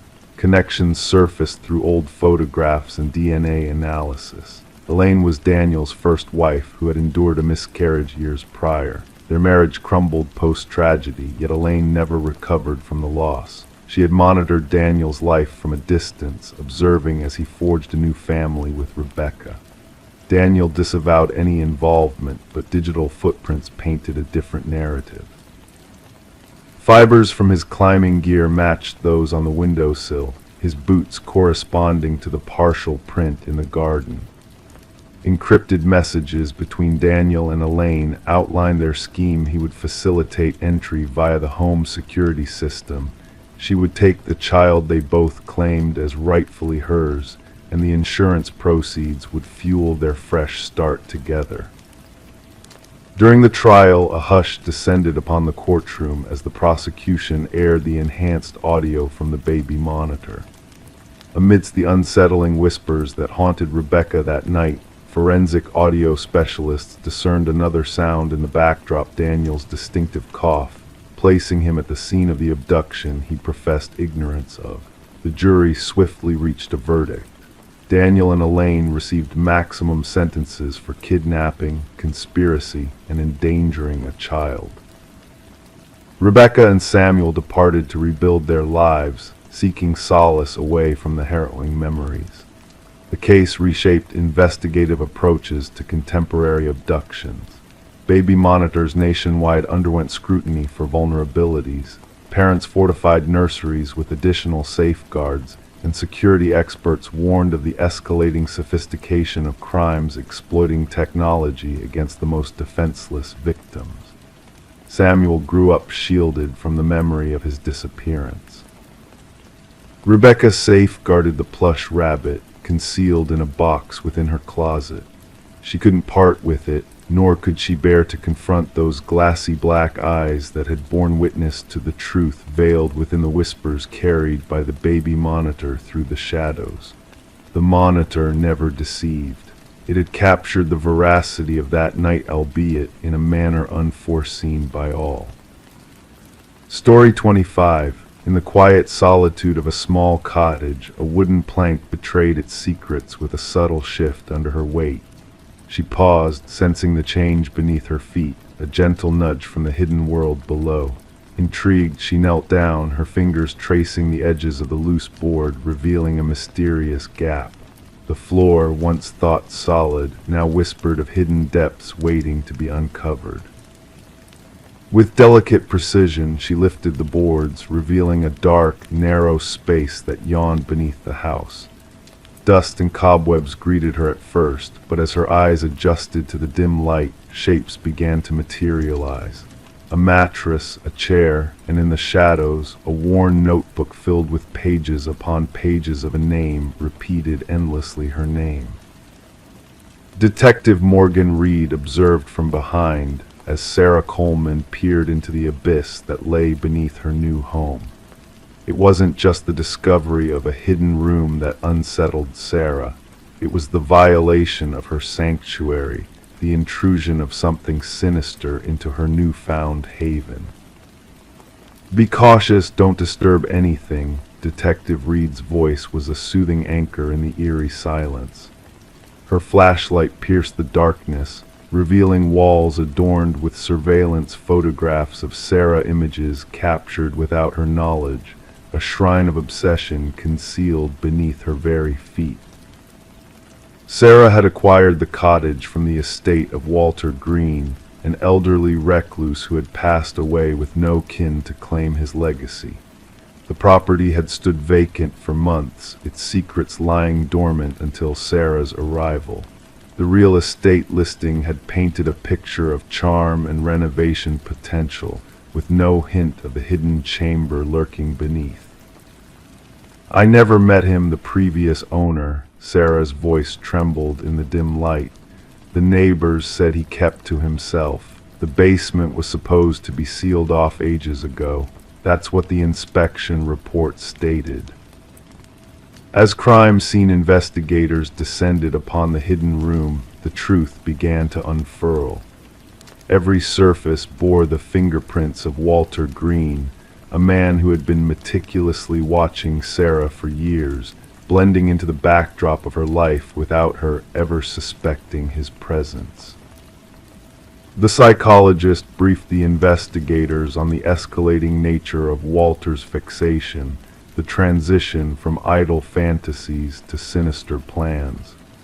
The hidden room was a chilling testament to his intentions, a stage set for a twisted performance that Sarah was unknowingly cast in. Detective Reed's inquiries led her to a former co-worker of Walter's, whose hesitant revelations hinted at a deeper obsession than anyone had imagined.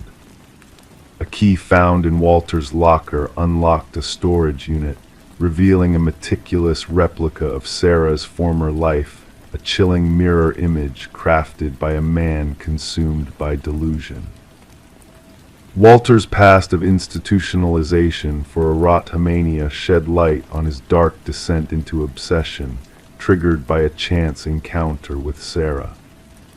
The investigation painted a grim picture of a man who believed in a love that existed only in his fractured mind, a love that would bind him to Sarah in a twisted fate.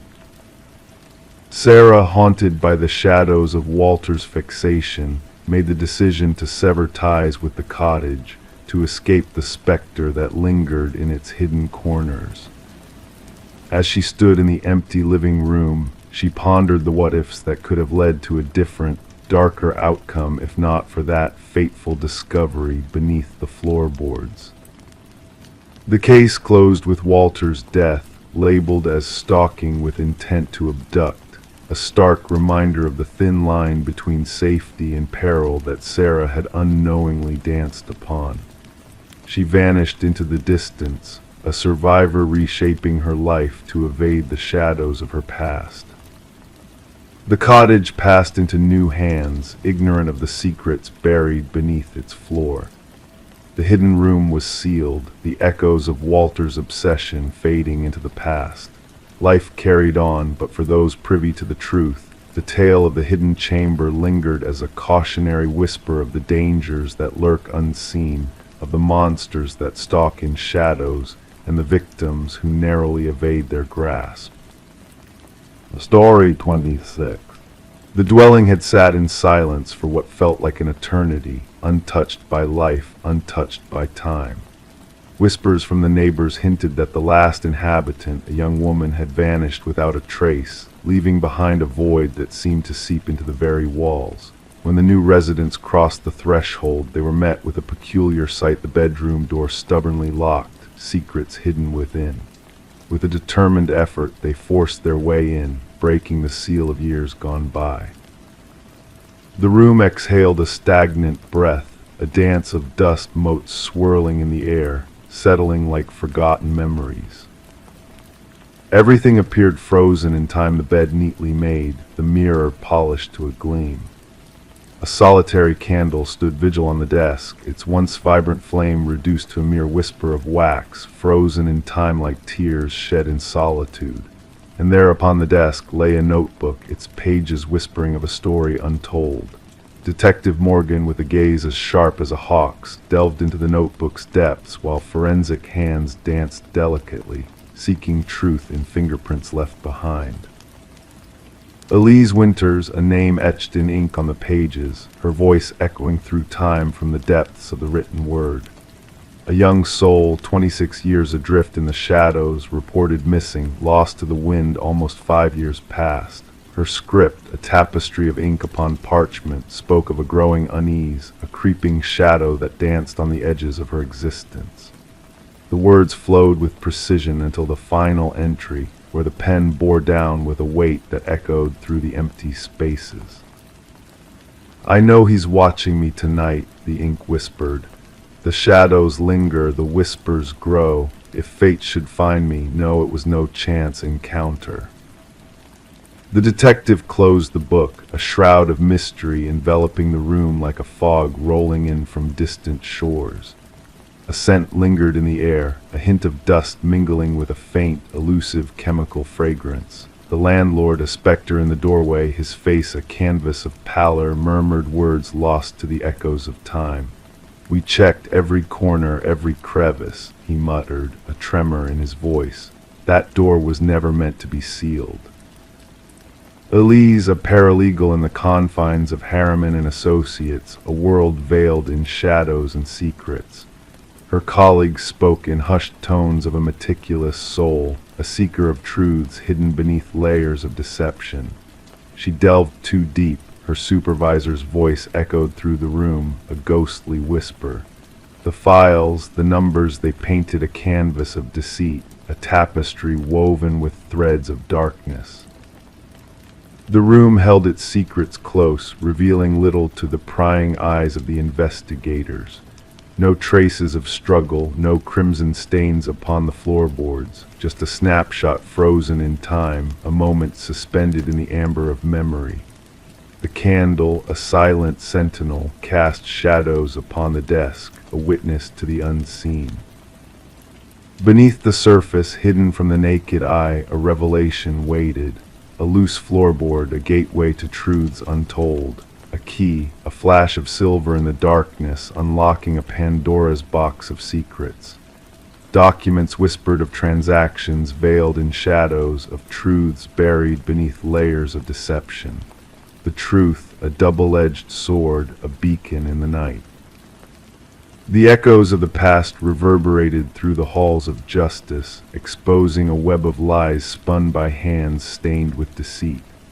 Elise's voice, a haunting melody, danced through the recordings, a testament to courage in the face of darkness. The truth, a bitter pill to swallow, a mirage shattered by the light of day.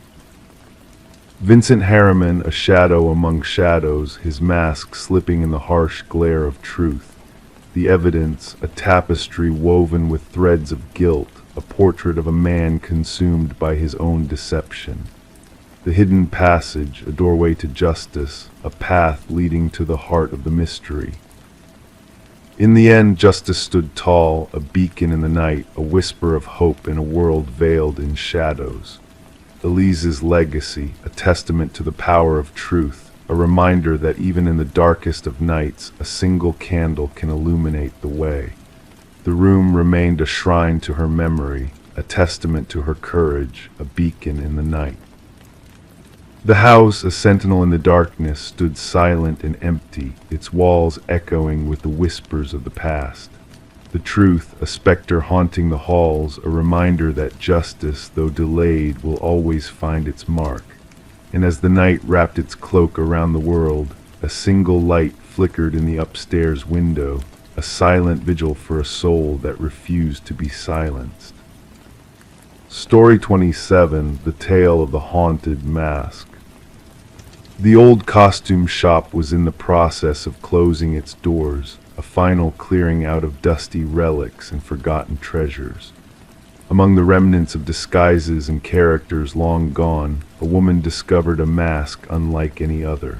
It rested upon a neglected shelf, its features delicate yet unnervingly lifelike, as if it held a secret life of its own. As she brought the mask to the cashier to purchase, a sense of unease crept over the shop. The cashier hesitated, his voice barely a whisper as he muttered, "That's not ours."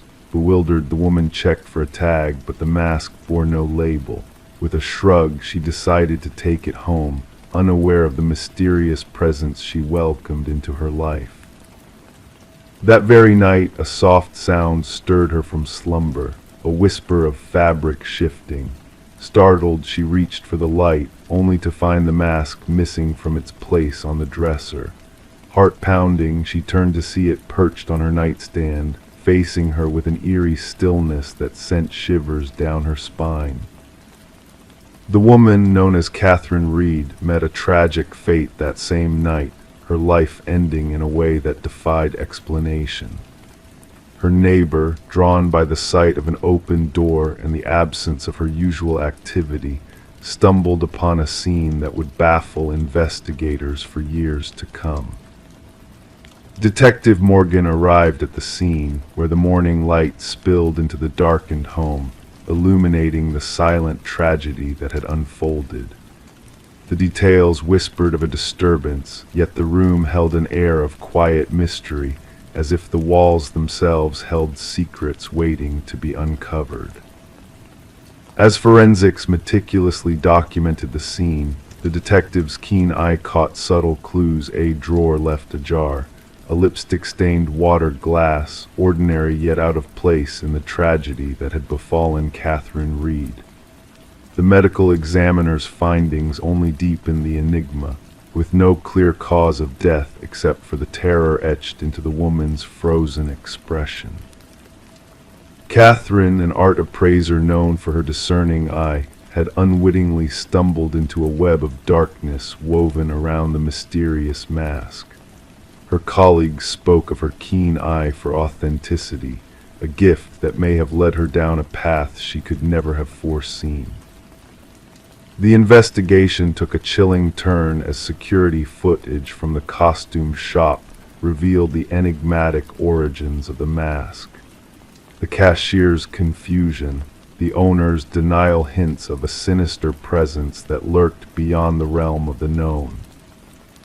Delving deeper, the detective uncovered a trail of strange deaths linked to similar masks, each victim succumbing to an inexplicable terror that stole their final breath. The threads of fate intertwined as the mystery deepened, drawing the detective into a world where ancient rituals and unspeakable forces held sway. A retired detective shared a revelation, unveiling the dark truth hidden within the mask's ancient symbols, hinting at a ritual of soul transference, a malevolent entity seeking new hosts through a cycle of death and rebirth. In a journal hidden within Catherine's home, the final entry bore witness to her growing terror as she uncovered the sinister nature of the mask that had invaded her life. Her words spoke of a malevolent presence, a watcher in the shadows that hungered for souls to claim as its own. The investigation culminated in a chilling discovery: the cause of Catherine's death, a heart stopped by sheer terror, a fear so profound it defied comprehension. The mask, a vessel for a darkness that sought to consume all who dared to peer behind its empty gaze. Surveillance footage captured a figure leaving Catherine's home, a phantom wearing her likeness but moving with an unnatural stiffness, a puppet controlled by unseen hands. The hunt for the missing mask led to dead ends as it vanished like a wisp of smoke, only to resurface in distant lands, its hunger unabated. The detective, haunted by the specter of the mask, kept Catherine's journal close, a testament to the horrors that lurked in the shadows. In the still of the night, she felt the weight of unseen eyes upon her, a reminder that the mask still sought its next victim, its hunger eternal and insatiable. As the tale whispered through the darkened corridors of time, the mask remained a phantom, a vessel waiting to be filled with the essence of those who dared to gaze into its depths. And in the quiet hours before dawn, another soul would awaken to the soft sound of movement in the dark, to find the mask drawing near, a harbinger of terror and a promise of an endless cycle of fear and death.